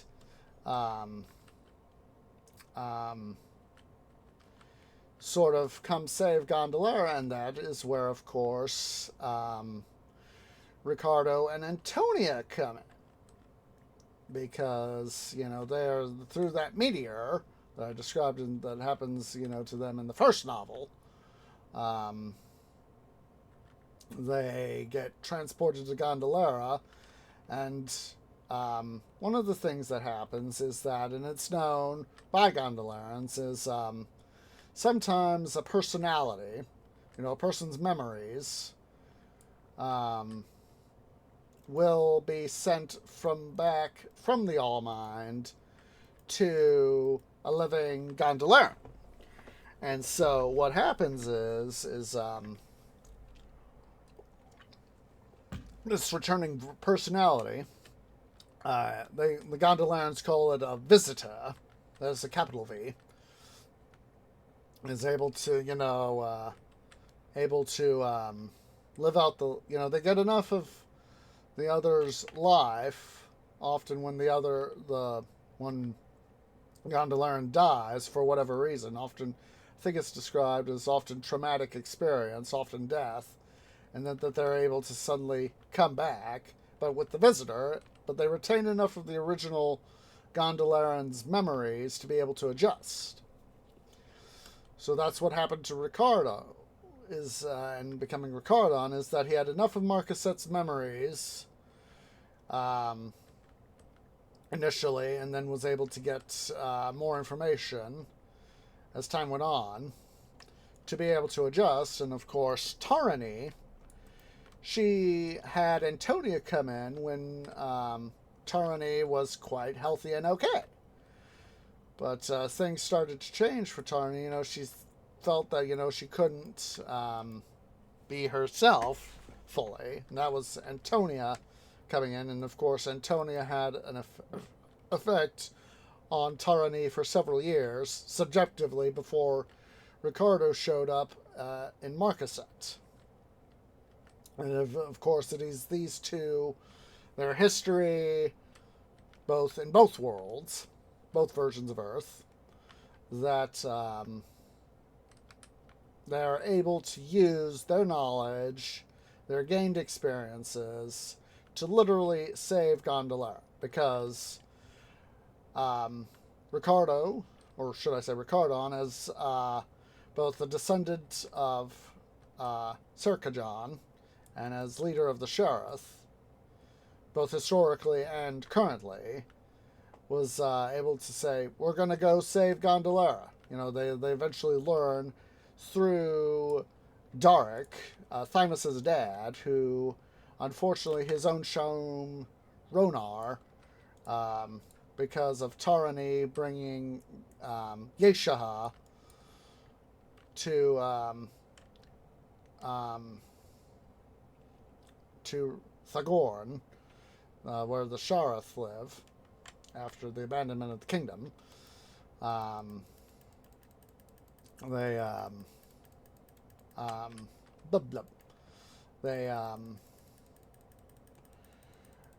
He is able to become, Darik is able to become the host for a returning Zanuck, and you know, they learn, you know, all about the stuff that, you know, he wanted. You know, he wanted to save Gondolera, but, you know, he didn't know how, and he would need help. And so it is through Ricardon and Tyranny that, you know, he gets this knowledge, and of course, because they are originally from what would we think of as a more present-day version of Earth, because they have that better understanding, is that, you know, they are able to use their power and networking and all that to able to essentially save Gondolera. And of course, defeat Farathan, who wants to recreate the kingdom for himself. But of course, you know, he's living at the wrong time, because of course, Gondolera, because, you know, it's going to be reflooded essentially. So, yeah, it's all this stuff coming, excuse me, coming together that they're able to say, they come up with a scheme to essentially save Gondolera. Let's go and put all that stuff there. Now, before we get too much farther here, go ahead, let's see, it's 3 blocks wide. So let's go ahead here. We'll go ahead and set up a connection here. 2, 2, 3. 2, come on. 2, 3.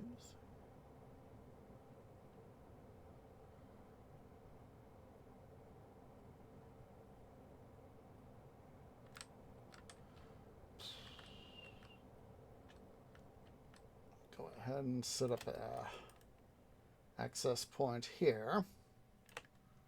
Good, good. Ow. Let's go get some ladargs. Oh, I need to go up. We need to go up topside. Come on. There we go.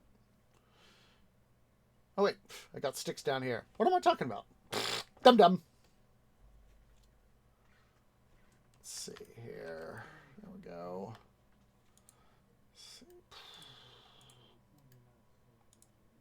Let's see here.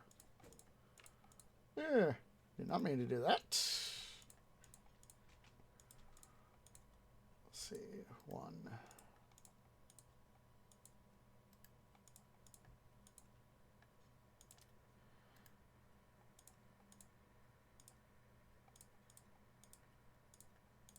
There we go. So do I have? Yes. I know that's going to be more ladders than we presently need, but we will make use of them.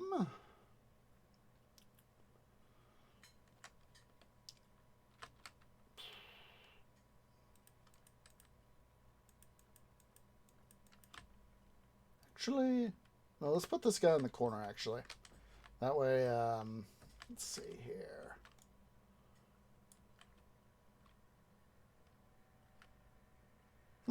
Wonder why I did that. Whatever.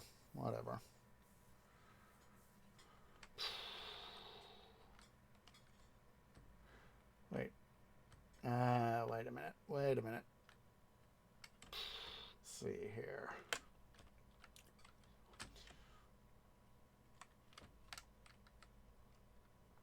Yeah, that'll be enough room.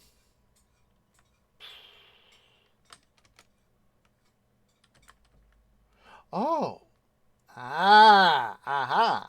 That would be what? This would indeed be what? Da-da-da-da, tweet ungoofed. Again. Alright. We'll fix it.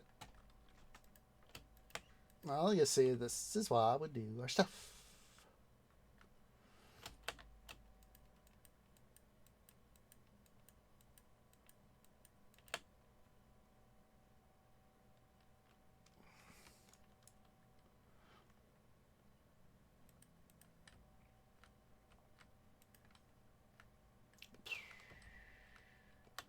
This is why we anti-dum-dum stuff. Anti-dum-dum. Anti-dum-dum. Anti-dum-dum. Ready? Prepare for ouchies. Ouch.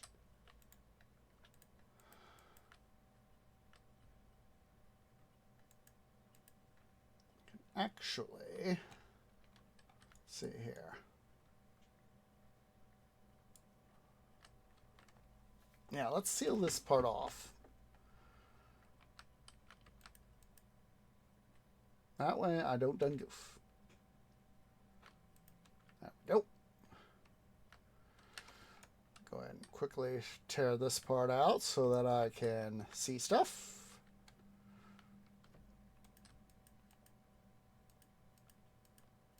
There we go.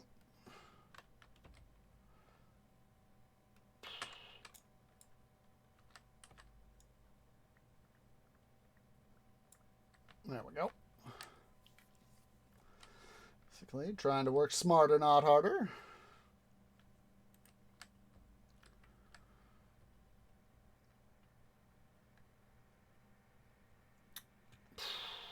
At least we got something, so in this regard, I'm not going to complain too much.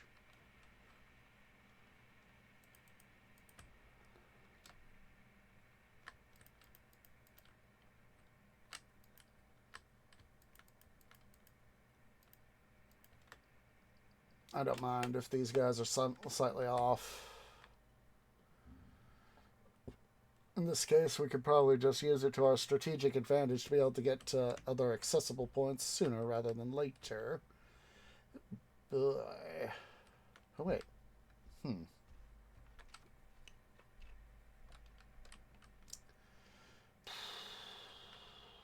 Just a sec here, guys. Thinking. Yes, I do think. Let's go check the prototype.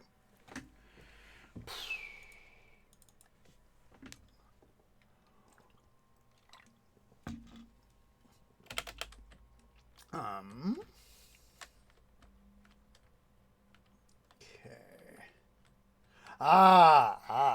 Okay, I'm worrying over nothing. Because I was thinking that, you see, this is what I was thinking of, was right here was the, let's get the main world back up. Come on. Is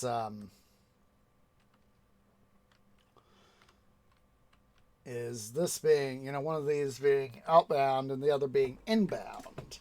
I was thinking, it was like, wait a minute, am I going to do stuff wrong? And then I remember that, wait, right, is that it should be this guy will flare out one block this way, This guy will flare out 1 block that way. That way, I don't have to worry about having this all be construed all together. So, duh. I'm not going to worry about having something go up here because, you know, this is fairly accessible right here. You know, I'm not going to worry about that. No, try and, you know, keep it reasonable, you know. So, anyhoozle. Gonna have to go fix stuff now. That's alright. It's one of these times where you realize, hey, son, you done goofed.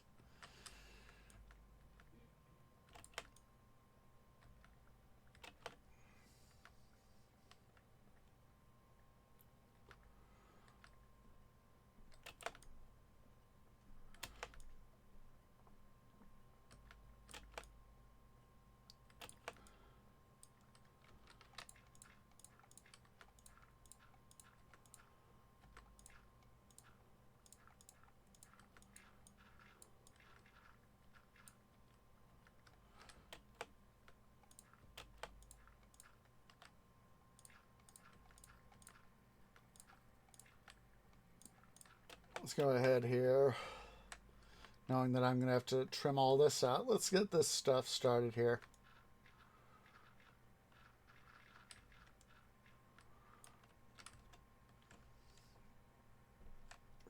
Let's get all that. So this is why I'm trying to leave as much stuff empty as I can. Because, of course, I want the stuff to be easier.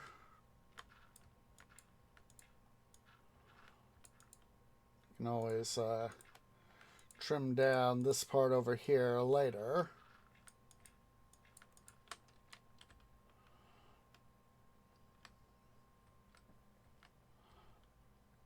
And if I have to come further trim stuff down over here, which it looks like I will,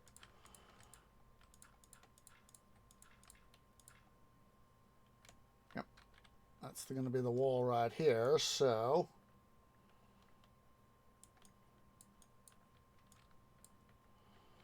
go ahead and just trim this out here.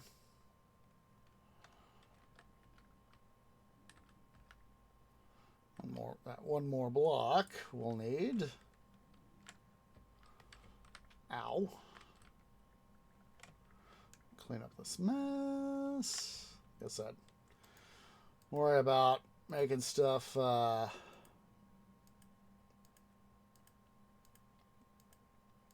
set up later, sort of thing.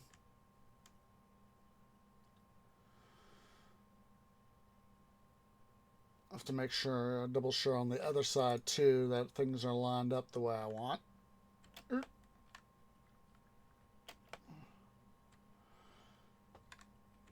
Oops. I was hoping to hop over, but did I? No, I did not. Twee done goofed. He done dum-dummed.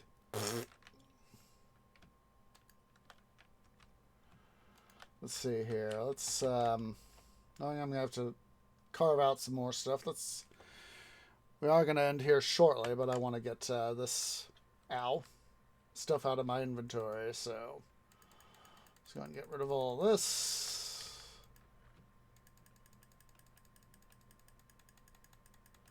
There's all that.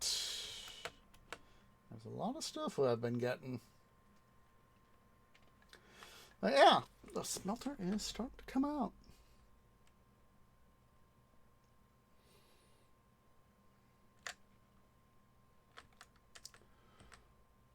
We've been talking a lot about the book stuff I've been reading. It's nice. That is one thing I love to do. Whenever I go to the gym or whenever I'm at break at work, is I'm reading. I always have some book with me. It's always been a thing for me. My tree parents taught me to read. They said, tree son, reading is important. Even if it's just a fantasy book or a sci-fi book or even just a history book even. Reading is important. Helps expand your mind. I wish I read more. I wish I did. Let's see. How badly did I done goof over here?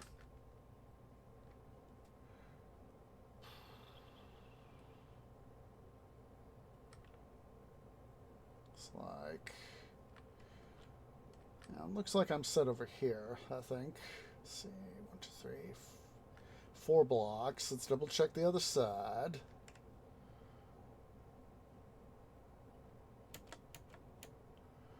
Both sides got to be same. Ow. Fix that.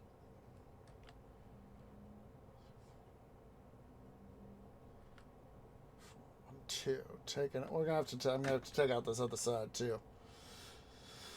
But we're gonna. I'm just gonna do this one little bit at a time. One little bit at a time. That way it's easier for me to prune what I need to prune. So let's go ahead here, guys. I'm going to go ahead and end stream. I, for one, need to be able to get something to eat and go to the gym. So let me see who is live. Who is live? Who is live? Who is live? Do appreciate everybody who has come out. So, let's see. Who is somebody I haven't said hi to in a while? Oh, I think I see somebody we could go say hi to. But yeah, if you're watching here on Twitch, at twitch.tv/OsageOrange, please remember to go ahead and hit that follow button.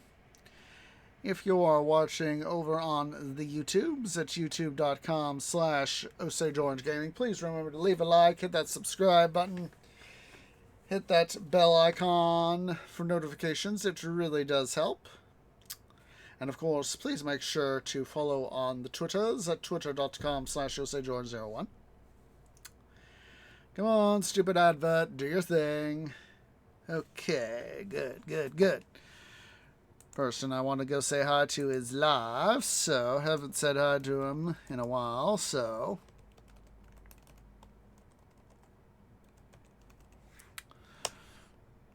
we're going to go say hi to Princess Lissy. She's currently doing some Minecraft, so I thought I'd go ahead and say hi to her. So go and select the Tree Grove has arrived to bring you shade and water. That is our standard raid call. Please wait for me to post first. I want a nice strong raid behind me. So I hope to catch you guys Saturday with another episode of City Building Saturdays in Pharaoh Era. Hopefully, knock on wood, we're going to be able to get Salty done correctly this time. Sunday is going to be another episode of Titan Quest: The Loot Grind. And next week, of course, it's going to be some more episodes of... excuse me, of Midwestern Minecraft. So let's go ahead here. Let's get this raid party started. As appreciates everybody who has come out. And I hope to catch you all in the next episode. Ta-ta for now.